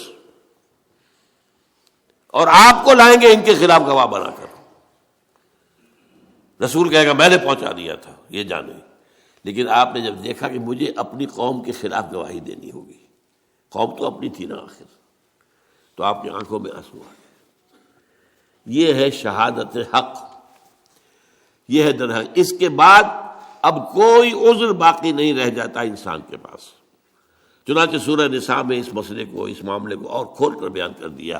ایک ہی آیت میں بہت سے انبیاء کا ذکر ہے، اور ان کا نام لینے کے بعد فرمایا رسلا مبشرین و منذرین، ان رسولوں کو ہم نے بھیجا مبشر اور منذر بنا کر، وہی دونوں اصطلاحات۔ وما نرسل المرسلین الا مبشرین ومنذرین یا ایھا النبی انا ارسلناک شاہدا ومبشرا ونذیرا وداعیا الی اللہ باذنہ وسراجا منیرا رسلا مبشرین ومنذرین لئلا یکون للناس علی اللہ حجۃ بعد الرسل. اب دیکھیں لام اور علی یہاں بھی آ گیا، تاکہ نہ رہ جائے لوگوں کے حق میں کوئی عذر، کوئی دلیل اللہ کے مقابلے میں. علی اللہ للناس، اے اللہ ہم تک تو بات پہنچی نہیں، اے اللہ ہمارے تک تو یہ پیغام پہنچا ہی نہیں، تو اب کس چیز کا مواخذہ؟ تو رسول بھیج دیے، اب نہیں کہہ سکتے، اتمام حجت ہو گیا، قطع عذر ہو گیا، اب دلیل کوئی نہیں. رسلا مبشرین ومنذرین لئلا یکون للناس علی اللہ، لام اور علی، حجت، کوئی حجت نہ رہ جائے. لئلا یکون للناس علی اللہ حجت بعد الرسل وکان اللہ عزیزا حکیما. اللہ تعالیٰ جو ہے وہ تو عزیز ہے، زبردست ہے، وہ جیسے چاہے حساب لے لے، لیکن حکیم بھی ہے، اس نے ہر شے کا قانون بنا رکھا ہے. یہ شہادت علی الناس تاکہ محاسبہ اخروی کے لیے ابتدائی بنیادیں تو وہ ہیں جو انسان میں رکھی ہوئی ہیں، سمع و بصر ہے، عقل و خرد ہے، نیکی بدی کی پہچان ہے، روح میں اللہ کی معرفت ہے اگرچہ سوئی ہوئی، روح میں اللہ کی محبت ہے اگرچہ خوابیدہ. لیکن یہ 5 چیزیں دے کر تمہیں بھیجا ہے دنیا میں، ایسے ہی بغیر تیر و تفنگ کے اور بغیر ساز و سامان کے تمہیں نہیں ڈال دیا امتحان کے اندر. اس کے بعد اس کی تکمیل کر دی گئی، اتمام حجت، قطع عذر. نبیوں کو بھیج کر، رسولوں کو بھیج کر، اب تو کہہ ہی نہیں سکتے. رسلا مبشرین ومنذرین لئلا یکون للناس علی اللہ حجۃ بعد الرسل وکان اللہ عزیزا حکیما. اب آخری بات، حضور پر نبوت ختم، اب یہ کام کون کرے گا؟ انسان تو ختم نہیں ہوئے، یہ کام اب کون کرے گا؟ پہلے کیا تھا؟ ایک رسول کی دعوت لوگوں نے بھلا دی، اللہ نے اور رسول بھیج دیا، اور اگر تعلیمات کے اندر کوئی نقص کر دیا تھا ان کی اصلاح کر دی. اب جب سلسلہ بند ہو گیا اب کیا ہوگا؟ یہ ہے وہ اہم نقطہ جو آپ کی اور میری ذمہ داری بات بتاتا ہے. حضور کے انتقال کے بعد اور آپ پر ختم نبوت کے بعد اب یہ ذمہ داری بحیثیت مجموعی پوری امت مسلمہ کی ہے. اب ہمارے کندھوں پر آ گیا وہ بوجھ جو حضور نے اپنا وہ کہہ کر گواہی لے کر الا حل بلغت، تو گواہی لے کر کندھے کا بوجھ جو تھا وہ اتر کر امت کے کندھے پر آ گیا. یہ مضمون قرآن میں 2 دفعہ آیا. سورہ حج کی آخری آیت ہے، اے مسلمانوں جاہدوا فی اللہ حق جہادہ. اور کس لیے یہ جہاد کرنا ہے تمہیں؟ لیکون الرسول شہیدا علیکم، تاکہ رسول تو گواہی دیں گے تمہارے خلاف، وتکونوا شہداء علی الناس، اور تمہیں بننا ہے گواہ لوگوں کے خلاف. یہ ہے تا قیام قیامت. میں کہا کرتا ہوں سمجھانے کے لیے، یہ امت کا فریضہ رسالت ہے. دیکھیے حضور کی زندگی میں بھی جہاں آپ خود تبلیغ کرتے تھے، صحابہ نہیں کرتے تھے. حضرت ابوبکر رضی اللہ تعالیٰ عنہ کی دعوت پر عشرہ مبشرہ میں سے 6 چوٹی کے صحابہ وہ حضرت ابوبکر کی دعوت پر ایمان لائے. تو دعوت دینے والے کون؟ Abu Bakr, but on behalf of Muhammad صلی اللہ علیہ وسلم. یہ دعوت جو ہے تبلیغ حضور ہی کی جانب سے ہو رہی ہے بذریعہ ابوبکر رضی اللہ تعالیٰ. اسی طرح ایک مرتبہ عید کے ایک اجتماع میں حضور نے حضرت عمر سے کہا کہ تم جا کر میری طرف سے فلاں فلاں باتیں خواتین کو بتا دو. آپ نے وہاں جا کر کہا انی رسول اللہ صلی اللہ علیہ وسلم، میں اللہ کے رسول کا رسول ہوں. یہاں پیغامبر کے معنی میں آیا، حضور کا پیغام پہنچانے آیا ہوں. انی رسول اللہ ہے. یہی لفظ حضور نے استعمال کیا معاذ بن جبل کے لیے رضی اللہ تعالیٰ عنہ، جب انہیں یمن کا گورنر بنا کر بھیج رہے تھے۔ وہ پوچھا کیا کرو گے، کوئی معاملہ پیش آئے کیسے طے کرو گے؟ کہا کہ میں پہلے قرآن میں دیکھوں گا، اگر قرآن میں وہ بات نہ ملے تو پھر میں آپ کی سنت اور حدیث میں دیکھوں گا، وہاں بھی نہ ملے تو کیا کروں، ثم اجتہد، پھر میں کوشش کروں گا اپنی سی کہ صحیح رائے تک پہنچ جاؤں، اجتہاد کروں گا۔ تو آپ نے پیٹھ تھپکی اور کہا اس اللہ کا شکر ہے کہ جس نے اللہ کے رسول کو صحیح بات تک پہنچا دیا، یعنی صحیح راستہ یہ پہلے قرآن دیکھو پھر حدیث دیکھو، ان دونوں میں نہ ہو تو پھر اجتہاد کرو۔ تو یہ کام جو ہے اب امت بحیثیت مجموعی اب رسالت کے اس سلسلے میں لنک کر دی گئی ہے۔ لِيَكُونَ الرَّسُولُ شَهِيدًا عَلَيْكُمْ وَتَكُونُوا شُهَدَاءَ عَلَى النَّاسِ، یہ تو سورہ حج کے اندر آیا ہے، اور سورہ بقرہ کے اندر کیا آیت آئی ہے؟ جب قبلہ بدلا ہے، رخ بدل دیا، مکے سے مدینے آ کر پہلے آپ نے 17 مہینے بیت المقدس کی طرف رخ کر کے نماز پڑھی ہے، پھر اللہ کا حکم آیا ہے اور قبلہ تبدیل ہوا۔ یہ بڑا ایک اہم واقعہ تھا جس پر بہت چہبے گوئی بھی ہوئی، لوگوں نے مذاق بھی اڑائے، اچھے عجیب یہ رسول ہے، نبی ہے جن کا قبلہ ہی معین نہیں ہے، پہلے شمال تھا اب جنوب ہو گیا۔ خیر وہ ایک علیحدہ مسئلہ ہے، میں نے تفصیل سے بحث کی ہے، جو میرا منتخب نصاب کا درس نمبر 2 ہے آیا بر، اس کے تمہید کے طور پر میں نے اس مسئلے پر پوری گفتگو کی ہے۔ خیر تو وہاں کیا ہوا، اس وقت جب یہ بات سامنے آئی کہ یہ لوگوں نے کہا کہ یہ کہیں گے سَيَقُولُ السُّفَهَاءُ مِنَ النَّاسِ مَا وَلَّاهُمْ عَنْ قِبْلَتِهِمُ الَّتِي كَانُوا عَلَيْهَا قُلْ لِلَّهِ الْمَشْرِقُ وَالْمَغْرِبُ، وہاں فرمایا وَكَذَلِكَ جَعَلْنَاكُمْ أُمَّةً وَسَطًا لِتَكُونُوا شُهَدَاءَ عَلَى النَّاسِ وَيَكُونَ الرَّسُولُ عَلَيْكُمْ شَهِيدًا۔ قرآن مجید میں اہم مضامین 2 جگہ ضرور آتے ہیں، وہی 2 جگہیں آپ نے یہاں پر دیکھ لی کہ وہاں پر سورہ حج میں آ گیا لِيَكُونَ الرَّسُولُ شَهِيدًا عَلَيْكُمْ وَتَكُونُوا شُهَدَاءَ عَلَى النَّاسِ، وہی بات بالعکس ترتیب علیحدہ ہو گئی، وہاں رسول کا ذکر پہلے اور امت کا بعد میں، یہاں امت کا پہلے رسول کا بعد میں، لِتَكُونُوا شُهَدَاءَ عَلَى النَّاسِ وَيَكُونَ الرَّسُولُ عَلَيْكُمْ شَهِيدًا۔ یہ ذمہ داری ہے امت مسلمہ کے کاندھے پر، اور دیکھیے نوٹ کر لیجئے، آج چونکہ ہم یہ کام نہیں کر رہے اسی لیے آج دنیا میں ذلیل و خوار ہیں آج کیوں ذلیل کہ کل تک نہ تھی پسند گستاخی فرشتہ ہماری جناب میں۔ آج مسلمان ہے ضربت علیہم الذلۃ والمسکنۃ وباؤوا بغضب من اللہ، کمزوری کم ہمتی ہم پر مسلط کر دی گئی۔ کشمیر کو ہم کہتے ہیں ہماری شہرگ ہے، لیکن یہ جرت نہیں ہے کہ ہم کبھی انڈیا سے کہہ سکتے ہیں، الٹیمیٹم دے سکتے ہیں ہٹ جاؤ ورنہ پھر آ رہے ہیں مقابلہ کرو میدان میں۔ اور ایک دور تو وہ بھی تھا کہ 2 طرف سے پاکستان تھا اور بھارت ڈرتا تھا پاکستان سے۔ اب تو بہت بدل گیا معاملہ 1971 کے بعد۔ یہ ہماری ذلت، 30-40 کروڑ عرب اور ان کے خنجر پیوست کیا گیا ان کے سینے میں اسرائیل کا، اور بولتے بھی نہیں، کوئی بولتا بھی نہیں، بات بھی نہیں کرتا۔ جو کچھ ہو رہا ہے، جو ظلم ہو رہے ہیں جو وہاں کے فلسطینیوں پر، کس کو نہیں معلوم؟ اور آج پوری دنیا میں ذرا سوچئے، کبھی خون کہیں بہتا ہے تو مسلمان کا ہو گیا مانند آب ارزاں مسلمان کا لہو، وہ چاہے صومالیہ تھا، وہ چچنیا تھا، کوسوو تھا، بوسنیا تھا اور فلپائنز تھا،